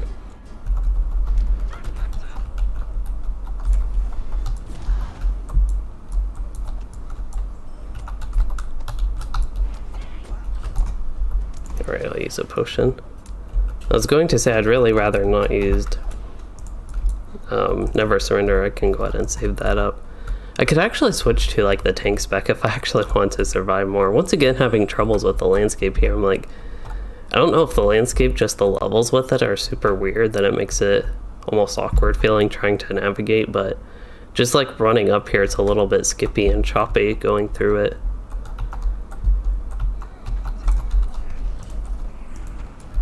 Okay, so that fire effect did not do 80,000 damage to me. It did probably like 50,000 or so. I wonder if I jumped in the other one, like went out of it and then somehow quickly went back in without even realizing that.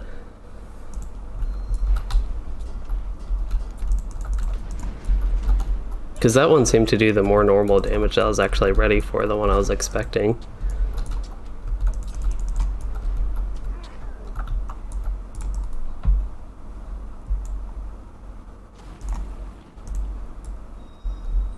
Anyway, just 2 more supplies to destroy. So at least we're making progress with the quest, even if I made it extra slow. That's kind of one thing. I feel like I'm like doing good with the quest progress in the landscape, and then suddenly I've died like 3 times, which one of the times was intentional, and then the second time was on accident, I believe. And then the third time was also on accident, even though it got me closer to the quest I needed to go. So those times helped, but then this latest time, and the second time I think that's when I used my free revive, but this latest time, the 4th time, I've actually died 4 times. Wow, that's pretty bad. This 4th time, that one was like the big setback.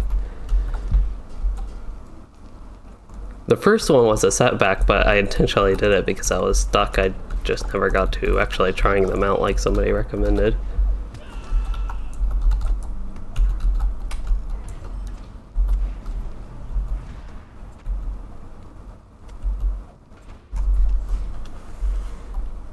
Alright, all good on health. This is the one that killed me last time, so I'm just double checking that I'm good here. I might actually have, so I wonder if I have a good gambit for like super strong burst damage that I could just use twice and try to not even get hit by the fire.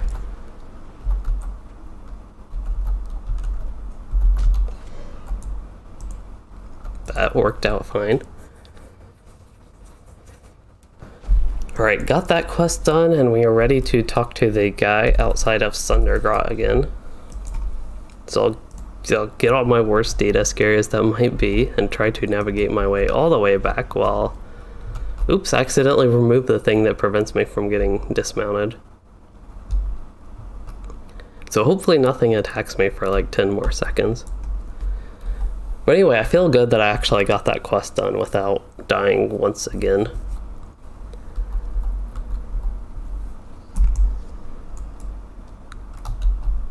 And I just got my buff so that I take damage instead of the war steed, so good progress on that as well. Now we can go, yeah, to Sundergrot to turn in that quest.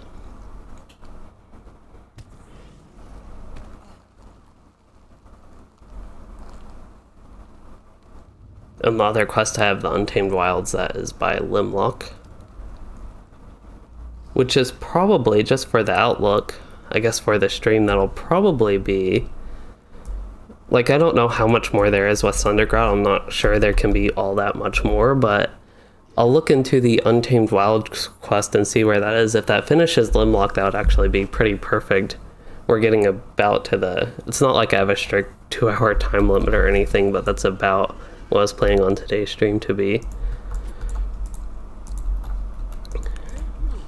Alright, so I have a bunch of quests for Sundergrot, actually, which I will do momentarily. I just need to deal with some goblins first, and then I will head back that way. Now, this is probably the quest I had to defeat 20 mobs, and Sundergrot was probably like in combination with that it would have been expected that you complete it, like not just on its own outside here. I do have Never Surrender up. I'd once again rather it not trigger if possible. No, I'm taking all this damage and all that. But I have a few ranged gambit heals, and it looks like it doesn't matter, all those triggered anyway. So I'll just run in here. Could have just run through the whole time. Some of those things they seem to not let you do in combat, but yeah, now we can actually get properly started on the quest, and I see 2 of these sappers right away. Actually have to be a little bit careful with them. It took about half my morale. This other one, he's actually throwing one. That is the debuff I got, I think.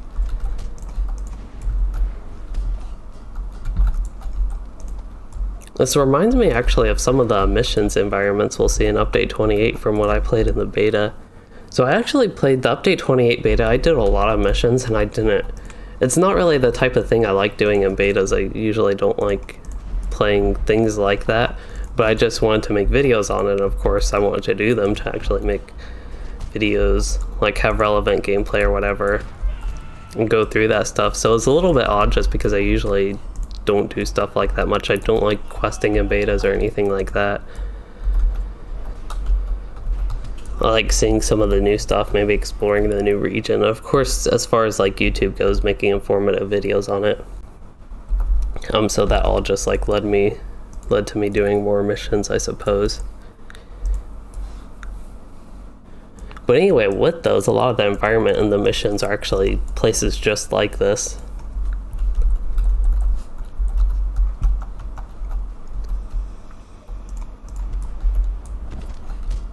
These goblins are pretty easy to kill since there aren't any fire ones. These are ones that give me they give me flammable, so if there is, I wonder if that's what I had earlier, probably like a flammable debuff, a bunch of those when I took like the 80,000 from just one of the fire goblins.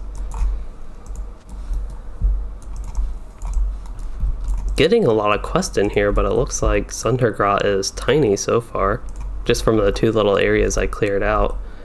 Of course, there's gotta be a lot more to it because I have quite a few more quests to do. So yeah, it looks like it expands quite a bit. I'm really considering switching to the tank spec. I know there are actually a lot of things I like about the L line for this, for damage, especially when I get Seize the Moment.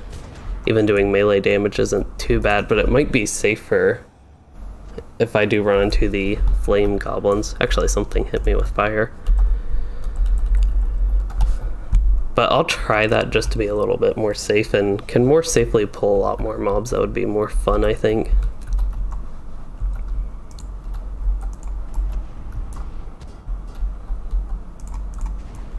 Okay, so there's a lot up there. We'll see. Not too much down here. Yeah, I'm pretty sure there's a mission that's in halls that look exactly like this to pick up some ore.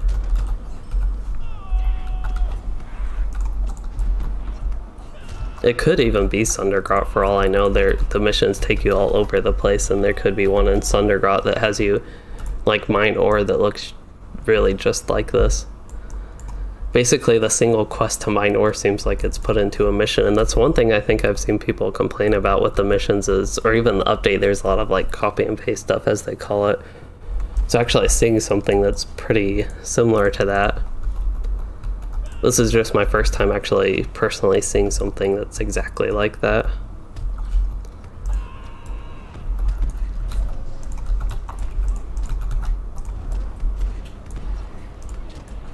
Man, I have a lot of the flammable debuffs, and I see all these fire things going around. Yeah, I took a big fire hit, I think there. That's when the flammable, but then I got a nice resolution. That's a good thing about playing tank here, is the morale taps are at least nowadays strong enough to heal me there. And I was able to survive that just fine. I don't think that would have worked out too well in the yellow line.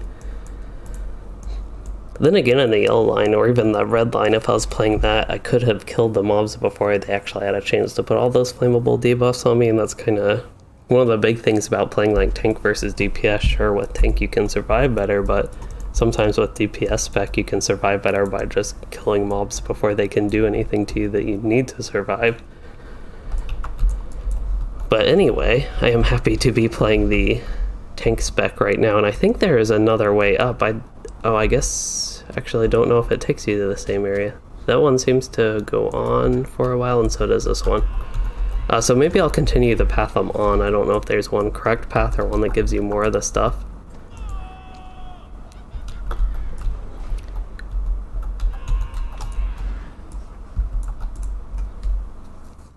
This is the first real like quest set where I have a bunch of things to do in a concentrated area, though I kind of just realized I had a lot of quests that took me to various areas, but it was usually like one quest in each place. Sometimes I would have two in a general area, just with the southern Wells of Langflood part here, so it's kind of nice to have a concentrated quest in a single area, Sundergrot here.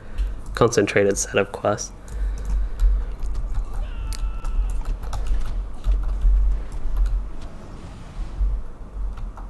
Here is a sapper. I'd rather them hit me now with a fire while I'm at high morale and not full of the flammable debuffs.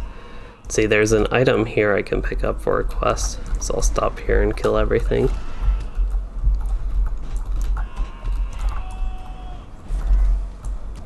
Going to go ahead and get a resolution, or I was going to get a resolution, accidentally mishit and casted the gambit.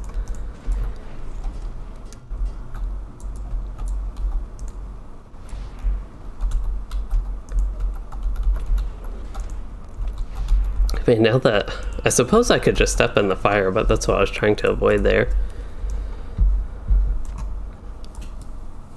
But he survived. The ranged goblin survived a little bit longer than I expected. Anyway, there are a few items around here. I'll go ahead and go to the back. I see the signature here.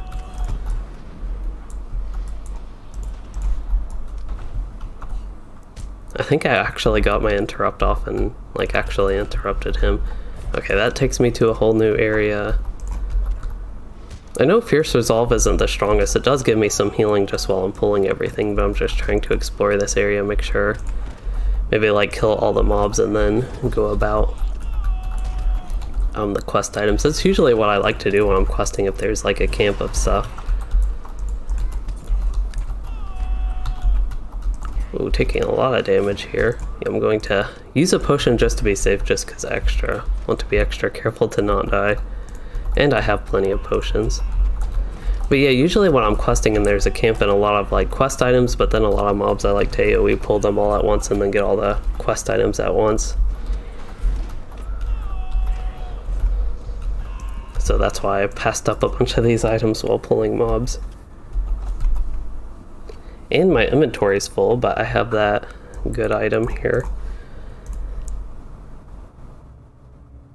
I think the Sinister Wings are the ones I could save, but only saving 3. I don't think it's really worth like saving these items. Actually, I want to filter that.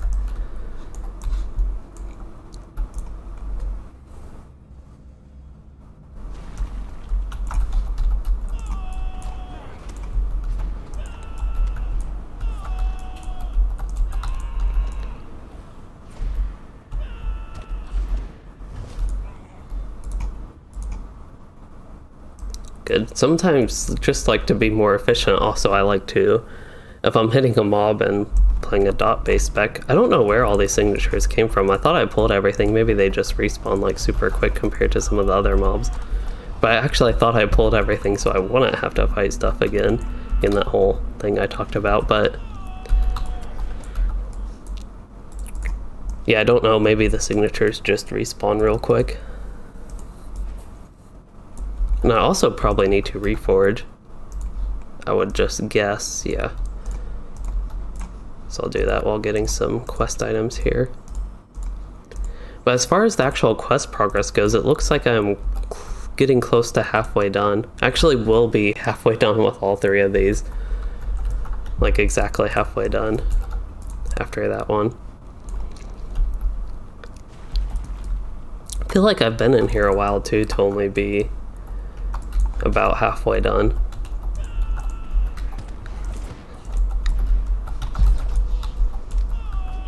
But that is okay. Even if I do have to be a little bit careful with the fire and pay attention to that, that doesn't make it like less entertaining, I guess, the quest.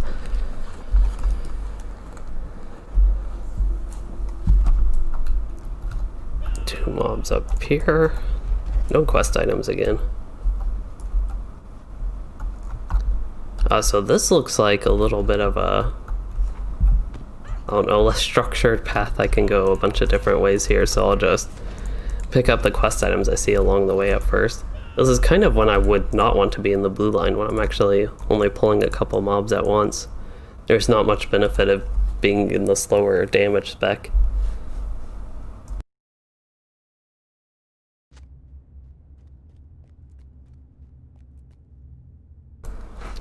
Oh, had a random cough there.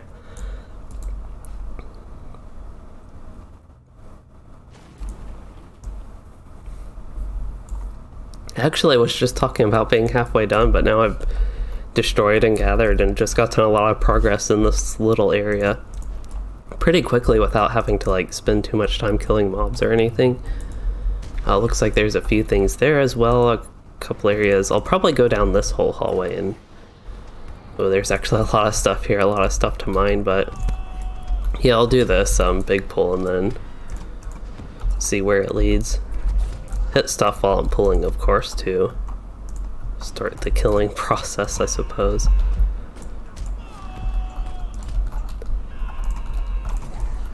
Okay, have resolution, so I'm going to get my morale way up. That way I can survive if I take fire and get all these flammable things and just focus on DPS. Well, somehow the signature has not got to any of my strong gambit dots, like everything else is dying, but he's of course the highest health one.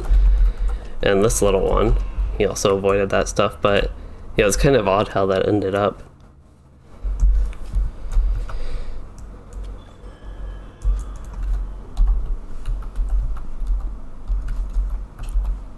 They really keep you busy in this one. It's a fun quest set, I think, going through Sundergrot, but as I was saying, there's a lot to it, so it feels like it's progressing a little bit slow, but they keep you busy here. Get a lot of deed progress. I know I finished some deed because I got Virtue XP earlier. Maybe it was. I still need to defeat goblins and orcs. I thought it might have been that one. Actually, I don't know. I don't see any quest items right down here, so I didn't even need to go in that corner. But yeah, I need 4 more gem and ore samples and 4 more mining supplies destroyed. And 1 more biting insect, which will be right here. Oh, there is a stealth goblin. Would not have expected that. Oh, I'm about to step in that fire again. I thought it would do a lot of damage like immediately to me.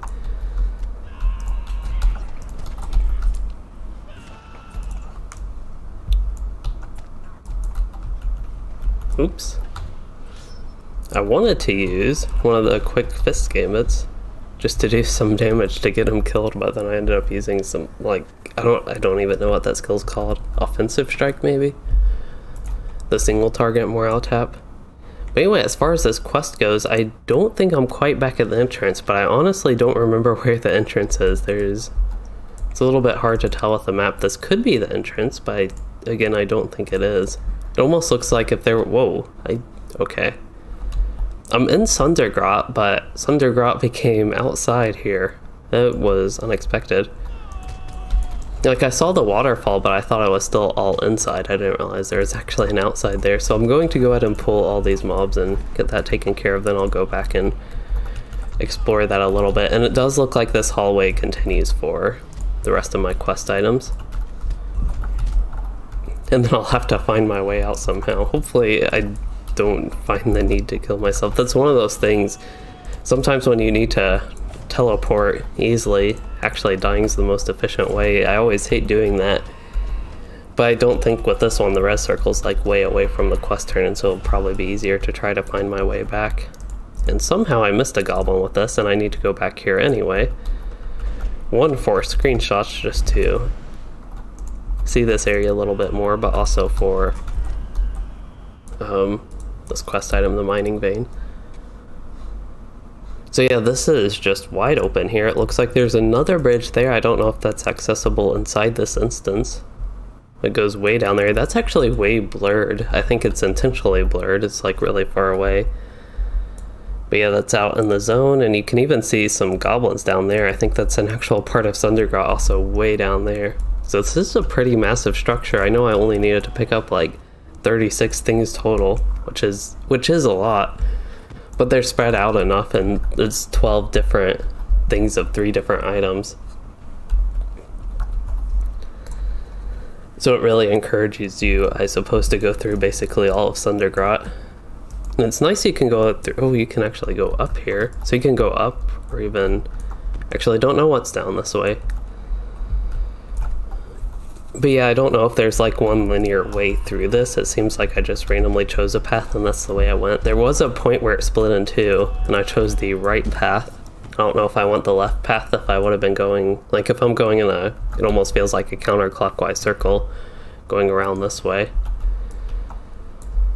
But if I went with the left path instead, if it would have been like going clockwise.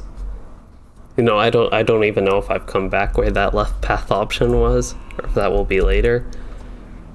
Did I pass up a quest item? Actually, I didn't pick anything up there. There's mining supplies, but it's behind me, so it's over here. I would really hope there's not like 12 of each things, and there's actually a couple more just to give you a little bit of a buffer in case you do miss stuff. Because it would really suck, especially if you had to go back for like a specific item that you missed and don't know where you forgot and had to go to like that specific one.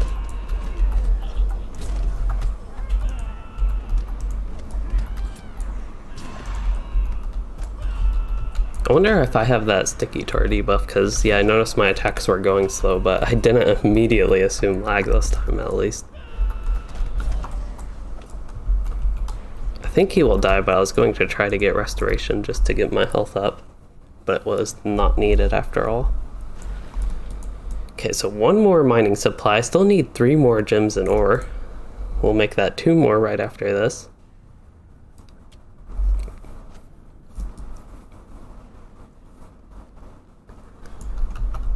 I hope that's all of my quests though, too, because I thought I needed to complete like 4 quests in Old Sundergrot, and as far as I know, here's a treasure cache. I wonder if that's like the rare treasures of Mordor, just this version. This is the level 120 treasure cache. I know they have a lot of those that are... the ones in Mordor came with like all the crafting ingredients, but I know they had a lot of like different treasure caches. I think there were some in Vales of Anduin and some even in older zones. Here's Goblin Tent. I have done nothing with the Goblin Tent, so that's probably the 4th quest. Oh, I need to put the biting insects in there. I didn't even realize that. I wonder if this is the first one I came across or what with that.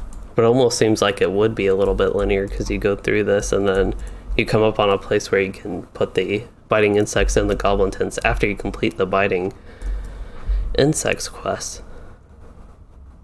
Evaluating the hold. Okay, that's getting the gems and stuff that I'm doing now. Here's the last mining vein I need. But yeah, there is a 3rd quest I need. Mining sappers. I think mining sappers is the one I don't have now. Or don't have tracked at least, and I also haven't completed it.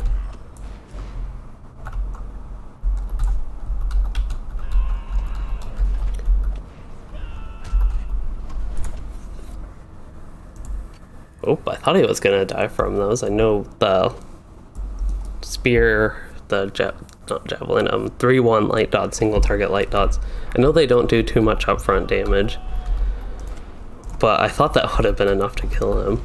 Something I got to get used to. It's always better to use the shield fist even in single target. With the DPS spec, there's a little bit of difference there, especially in the upcoming update 28, based on the beta at least. Anyway, I need 4 more goblin tents. I see a bunch of tents, but I guess they're not goblin tents, or at least not goblin tents worthy of this quest. Oh, this is actually where it split. I think this is when I chose the right path, and this would have been the left path. But the only thing is, I don't... Maybe that's what this is. I'm not 100% sure. Actually, I actually don't think this is that. It just looked like that. Maybe. I honestly can't tell. It goes both up and down, though. I went the down path. Came from the up path. I went down the down path, and it was a dead end. Oh, I'm about dead.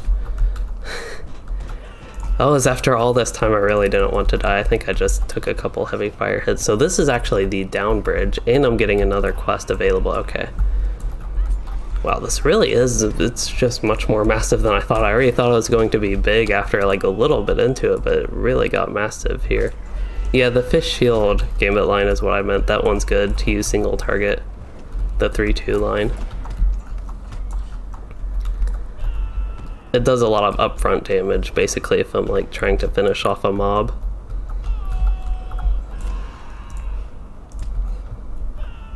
Alright, well that was a lot of fun in that long fight. So now I need to dispose of a sapper near the lower bridge. Uh-oh, I wonder if I should have accepted that quest before I finished that fight.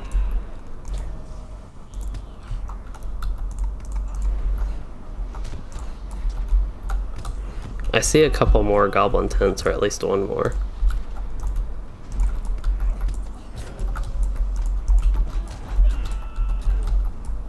I love how they just like randomly have a couple Gundabad orcs.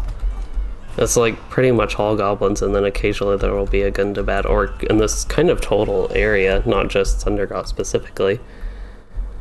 Alright, did I dispose of a sapper? I don't think I did.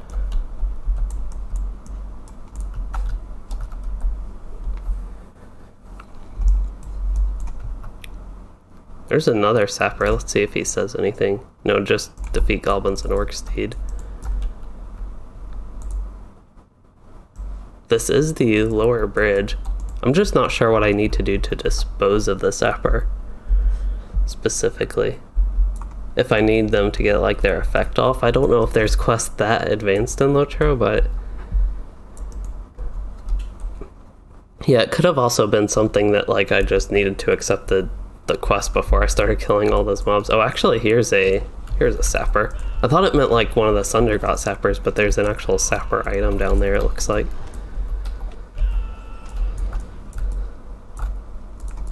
So I need to dispose of it.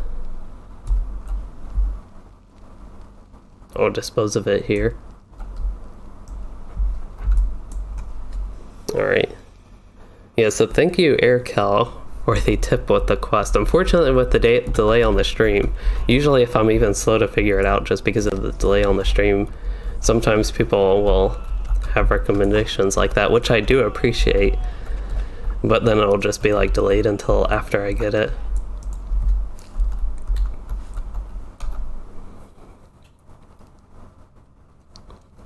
Okay, so one more goblin tent after this, and then I think, oh, I need to do another sapper? Well, actually I have to look for that, so I'm going to go back here. I think there was a little dead-end looking area over here. There might be another sapper, but I'm not sure. Oops. I did not mean to build up precise blow, so I'll go ahead and use like a morale tap there.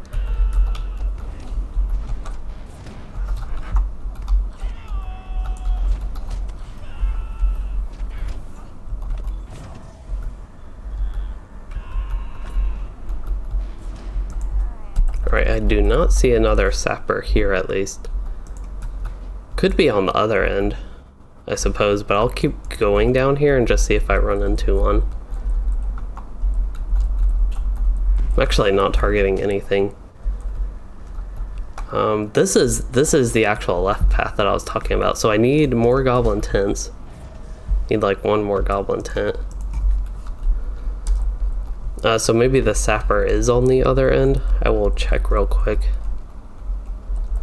I'm using my target key, the delete key, and I'm not targeting anything so far. I also need one more goblin tin. I just really hope I haven't completely passed that up. I need to go like way back for it. Alright, so I'm in the clear a little bit with mobs here. A little bit. I'm going to use a potion to be safe, even if I could have survived that. I'm just trying to be extra safe here after all this.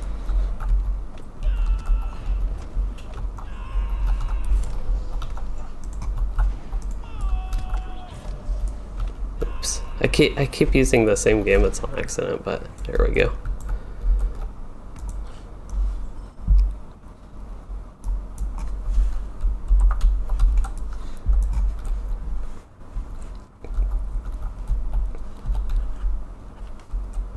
Okay, so I still need one more goblin tent though to put some biting insects inside.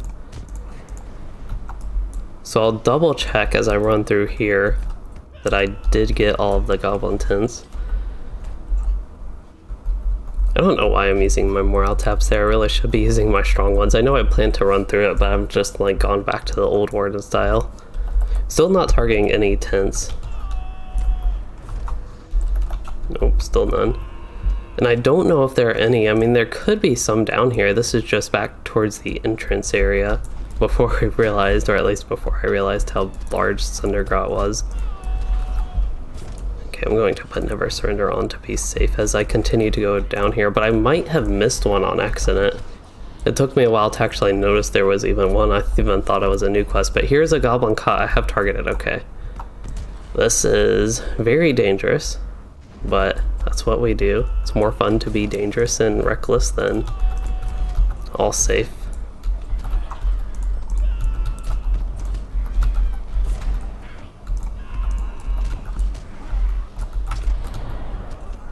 Oh no.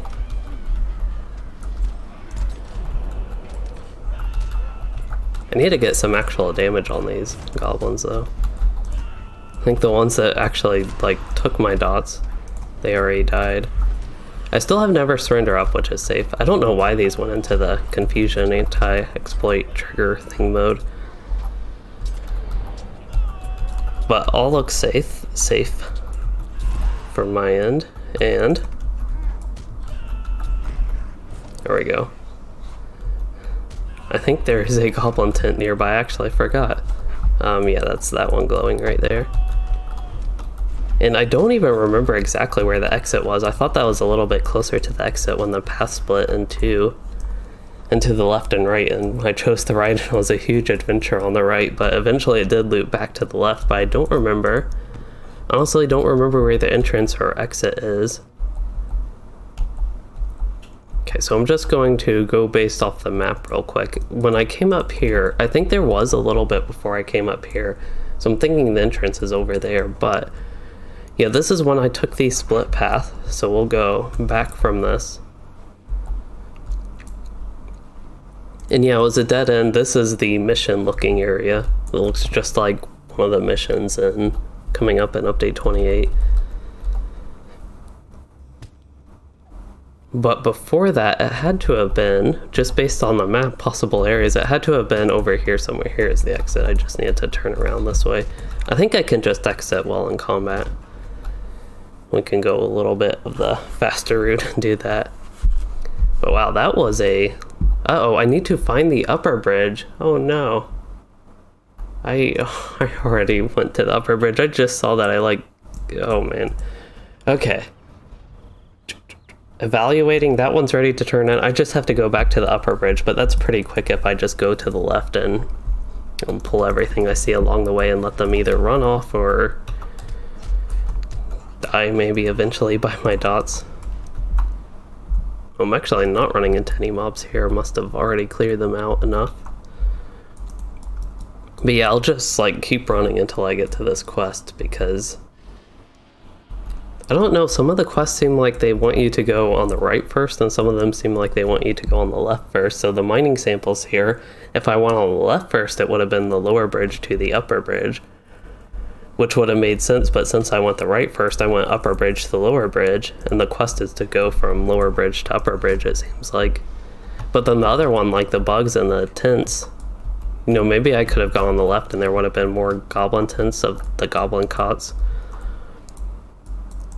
Like going through and finding all the bugs, but it seemed like with that one, I didn't run into any tents until I completed the bug quest, but I didn't run into them until on this left side, so I don't know, maybe it would have been better to go left first.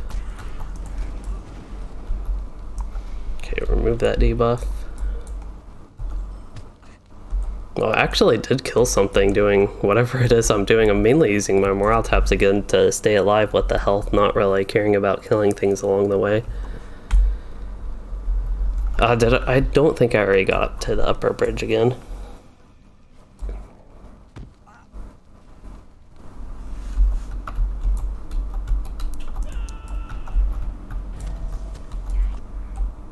I wonder if Brink of Victory, that one's like super easy to cast. I wonder if that does enough damage. I think it should get close at least to enough. Whoa, taking way more damage than I intended to there. But I think I am getting near the bridge. I just have to be a little bit more careful. That's why I'm using Resolution a couple times just to get my immediate morale up. Did I already... Ooh.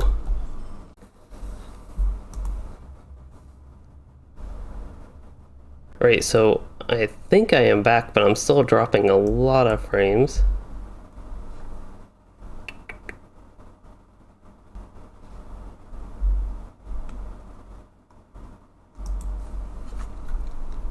Okay, so this time I think I'm back for real. I don't know why, I don't know if it's my internet that randomly does that and has me drop all those frames if it just like goes down. Whatever like upload speed just like goes down randomly after a couple hours, but what happened was I basically lagged in LOTRO and at the same time my stream disconnected, so I died here, my body started skipping around, but yeah, that's what happened. That was like the least perfect time for something like that to happen. So I guess I will go back up there and do that again. And then I'll get that done and get those turned in and get back to Limlok. Oh wait, that was just such bad timing to have a lag spike and have like the...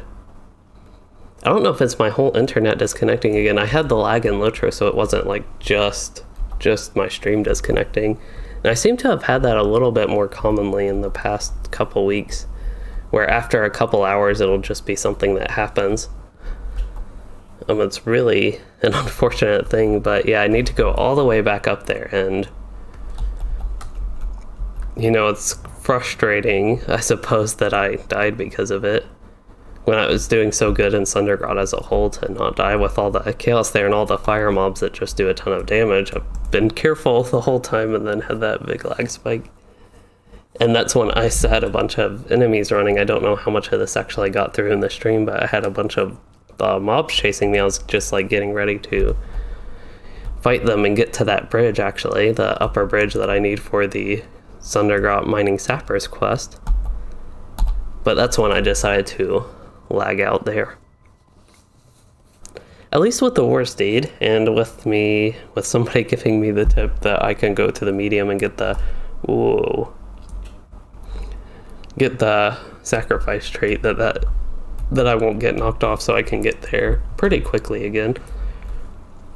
And then I'll just do the same thing, run through, keep my defenses up, and basically, oh no. And hopefully, okay, sometimes things like that decide to kill me for misadventure. That happened a lot on Minas Morgul, rather, with the Minas Morgul city specifically. But yeah, I just totally got, while I was talking, distracted with the landscape, and yeah, this is kind of one of the things I was talking about earlier, a little bit frustrating when you die like that, and then have to go back and finally get back to where you were with the quest. Hello for gaming.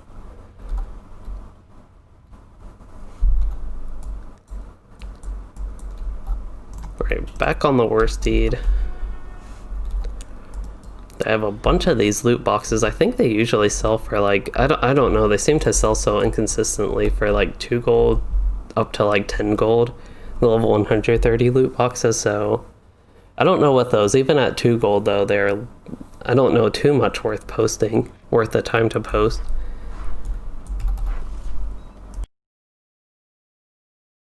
To clear my throat, but I guess I can go ahead and turn in this quest just to have it turned in. Oh, I got a virtue done. Quest of the Floodfells, that's the deed I got. So I getting confidence up there, not too high. Anyway, we will go in here and I will try to get back to where I was again, try to get back on the upper bridge, and hopefully this time don't lag out right when I get there. That was a nice little screenshot they had for the loading screen background for the zone. They had the contrast way up, but I think it made it look good as far as a background like that goes. So I'm pretty much, once again, going to be running through here using like my morale taps and kind of basing it off memory. Actually, I used the wrong thing there. I'm going to put never surrender up just to have that safety barrier, even though if I lag out, of course, with like this many mobs fighting me, there's like no hope of me surviving, even with like never surrender up as a failsafe, just because if I'm lagging I can't do anything. But yeah, I'll keep all this stuff up, try and just keep my morale up as I go, and a lot of them should stop chasing me. I don't know that many will die. Actually, one died. I'm occasionally throwing in a brink of victory.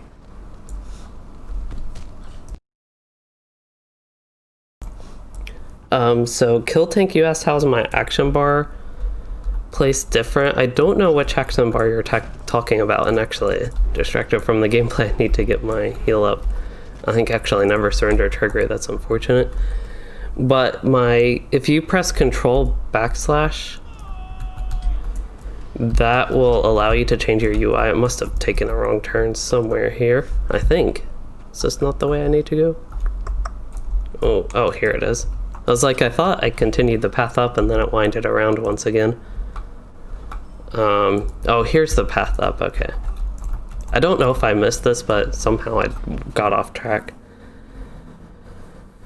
But yeah, I can try to show it while running through this. That's a little bit hard, but a lot fewer mobs chasing me now. So control backslash, if you're talking about these two on the right, that's how I did it. And also with the ones down here, I actually changed them. So I moved it so the shift bar is on the bottom and the control bar, then the alt bar on top. Just because that's better. It's a lot easier for me to press shift and then a number key, than it is to press control. So I have the shift one on the bottom. Make sure I'm still on track, and I still am on track. And this is last time when I lagged out, like right here with all these mobs fighting me. And had a little bit of lag just with the gambits there. I could have the debuff. I know my voice is getting raspy. I need to like clear my throat, but oh, not a good time to do that. And this is right where I need to go. I need to dispose of a sapper again. I'm actually, I think just going real slow with my debuff again, but yeah, once again, I'm actually lagging out again. I'm not disconnecting from the stream or anything, or totally disconnecting. I'm just like lagging. It says I need a valid target when I have a target. These mobs aren't even like fully pulling. This is very concerning. At least the stream is going this time, so y'all can actually see what's happening. I don't know why there's so much lag right now in LOTRO, and I just gotta say, at least this time I am alive so far. But it would be super frustrating if I lagged out once again right here and just like completely stopped.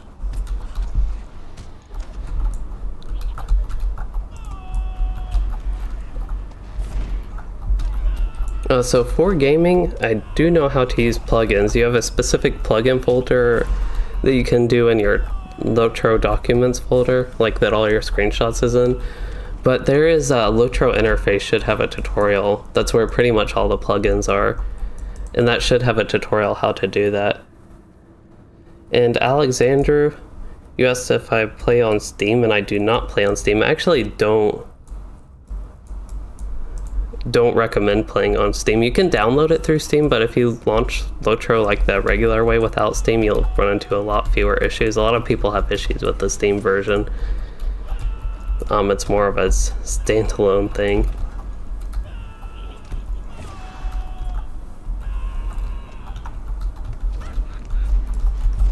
Okay, so the lag seems better now. Just need to get out of that chunk or whatever. So for gaming, you said it might be because I'm pulling like 10 mobs. That could be the case, but that really shouldn't cause me to have internet lag like that. And Kill Tank, you asked if I can tell you more about your class. Oh, you also asked if I stream on Twitch as well. I do not stream on Twitch. I way in the past tried that and didn't like it. Okay, I need a sapper now. I'm guessing it's going to be back over here, but it could actually be where I just went. First off, I'll get a heal just because I'm paranoid with my morale after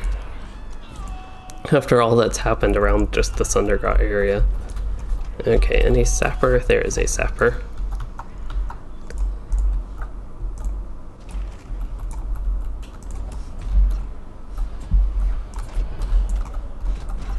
But the class I'm playing is the Warden. It's a complex class. If you're still looking for something to boost to 105, this could be a difficult one if you have not played it before, especially like with the Gambit system. So it might not be a great class for that if you are new to it, but it is my favorite class, so I do enjoy it. It just takes a little bit of getting used to, and the big thing about the class is the Gambit system. So like all these Gambit masters I have, and I'm building in the Gambit default key here, the different Gambits, so it's a kind of a combo based class. And they also use like spears and javelins and a Warden shield, so they have a lot of unique items, equipment.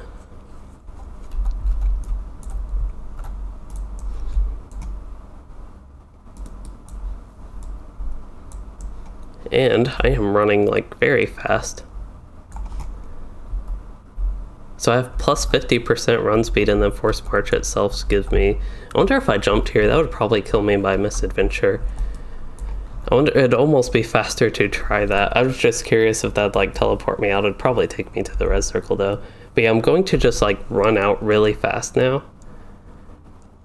So go around here. Basically the way I came and do the same thing, just using my heals and stuff to survive while I'm going about this. And occasionally using like a Brink of Victory to actually kill mobs, because dead mobs can't do damage.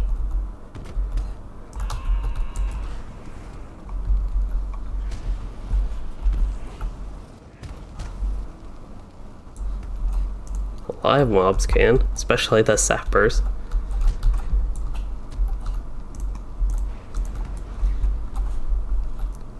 Oops, I did not mean to slide that way, but I think that was a little bit of a shortcut actually.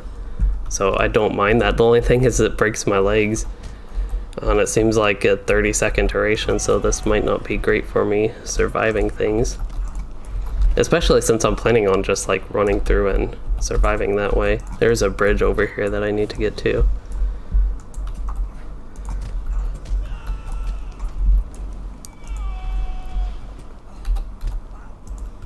Yeah, because I'm moving so slow they can just keep attacking me, so I'm taking all this damage.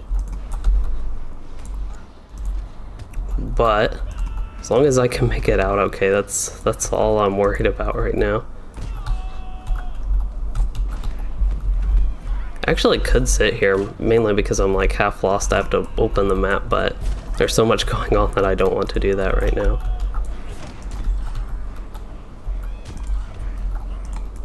But the good thing about going back is I'm actually half okay if I died, because that means I would get quickly... Here I am having another lag spike.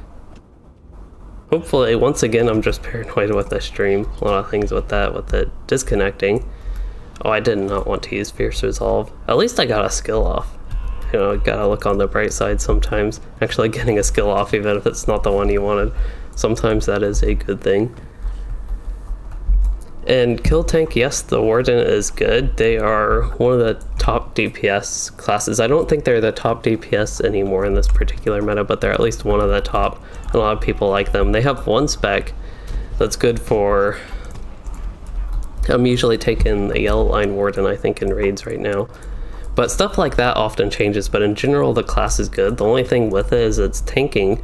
It used to be a really good tank, but the tank is built around some outdated mechanics, so it's built around evading attacks and out healing the enemy, but tanking in LOTRO is more about how much you can survive and surviving critical hits and just how much raw morale you have, which Warden is not great for. at the current moment, but hopefully they will at some point get around to actually reworking tanks to be maybe more like it used to be, or at least make all the tanks more viable in the modern day LOTRO, where it's about, again, surviving big hits, surviving crits, and just having a lot of morale to survive stuff, not really out healing stuff or avoiding damage. Okay, so the next quest I have is the Secrets of Sundergrot. If I survive. Did all that work to survive getting out. And now I'm taking a lot of damage here, but a couple of resolutions that should get my morale way up.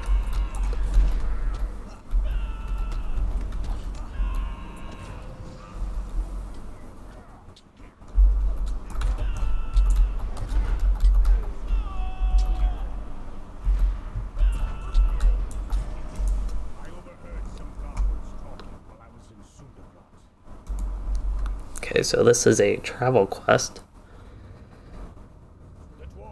So kill tank, you asked if you can spawn mods in, did you say? So there are add-ons that you can install with LOTRO, if that's what you're asking. Oh, there's a troll here. Gerberosh. Oh yeah, this quest had some unusual quest rewards. So this has a Starlit Crystal and a Scroll of Empowerment. That's nice. One thing with Scrolls of Empowerment, if you just quest in LOTRO, you don't get like nearly enough Scrolls of Empowerment, which is kind of an annoying thing. If you're just a quester, sometimes you don't need things like that, or even like the Starlit Crystals, but I gotta say, it can make content difficult for people that like just quest and don't really care about like optimizing their weapons or whatever. So I just need to let events transpire here. Oh yeah, so they're actually talking. The troll and the goblins. Oh, there's an elite goblin here, Rekrum. But while they're doing this, I can first of all sit back up in my chair. I was like slowly sliding down. Well, my inventory is a mess. And my pending loot is also a mess, but oops, I meant to filter that. But I can slowly sell this stuff. After this, I'll have so many Warden allies though. I just don't need this many. I always think eventually I'll get through using all of them, but I just keep getting more, and once I get like down to just a few of the Warden allies after like reforging them and leveling all them up and all that sort of stuff. I seem to suddenly loot more, and it seems like Sundergrot right here is when the game decided to randomly give me a whole bunch more. Oh, I could have been a DPS spec for something like this. I really don't think it's necessary to be a tank right now. I just want to maximize damage. The dwarves can do all the surviving stuff. Usually if it's like really something dangerous, they'll, when you like fight an elite in a quest like this, they'll give you buffs or something. So kill tank, you asked if you boost if they complete the story up to Mordor, and for the level 105 boost, they complete some of the story up to Mordor. So there are some things like for trait points and things like that that you need to go back to do. And you can go back and do all the quests that you haven't done before. So yeah, there's I don't know if you're more interested in the story or the character building part of it. Looks like the Secrets of Sundergrot is ready to turn. This actually transported me right back to Limlok. Of course, I could have used my muster skill, but it's at least nice that it took me here. And I am finished with that quest, and that's actually, after I actually get some room to do that, I think I'm going to send all these loot boxes to my bank alt.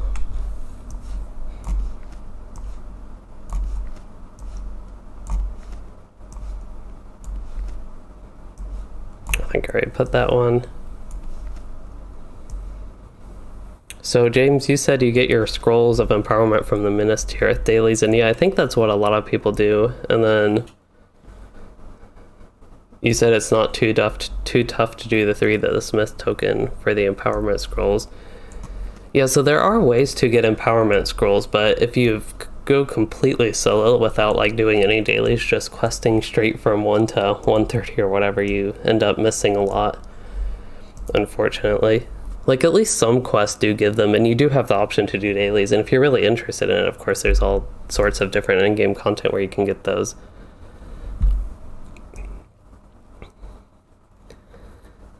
But yeah, for gaming, if you go to LOTRO interface, that should have a tutorial with the plugins, how to install those and get those set up, or whatever like specific plugin you're looking for.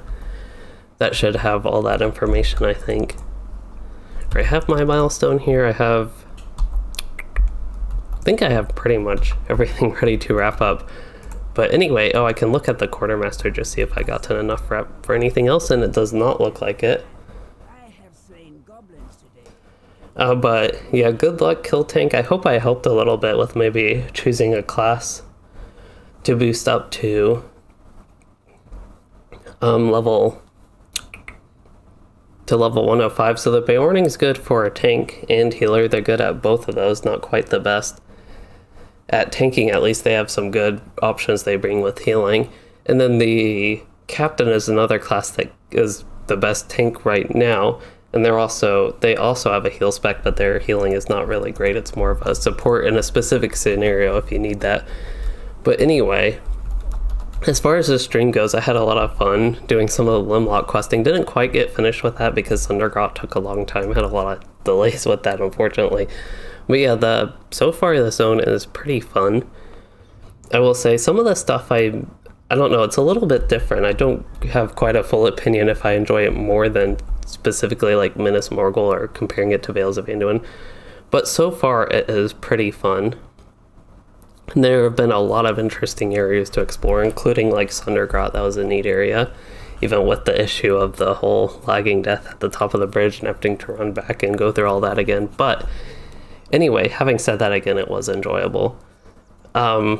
Also, Durin's Day, just seeing that, I know it was something super brief that took like 10 or 15 minutes at the start of the stream. That was also a fun thing to see and get some of that nice landscape with that. But anyway, trying to think what I'm going to have in the future. I think tomorrow is when we do the low level groups. I'll probably be back on my level 60 Beorning doing Moria instances, I think, tomorrow. At least I think that's the plan. And then I'm not really sure for the rest of the week what sort of videos or streams I'll have. I'll probably get back to actually World of Warcraft at some point. Trying to still gauge the interest in that. But anyway, as far as this stream goes, I hope you all enjoyed it and all the quests in Wells of Langflood, even with all the issues of dying and lag and all that stuff in Sundergrot. And if you did enjoy, please consider liking and subscribing for more, or becoming a channel member to support the content. And thanks for joining.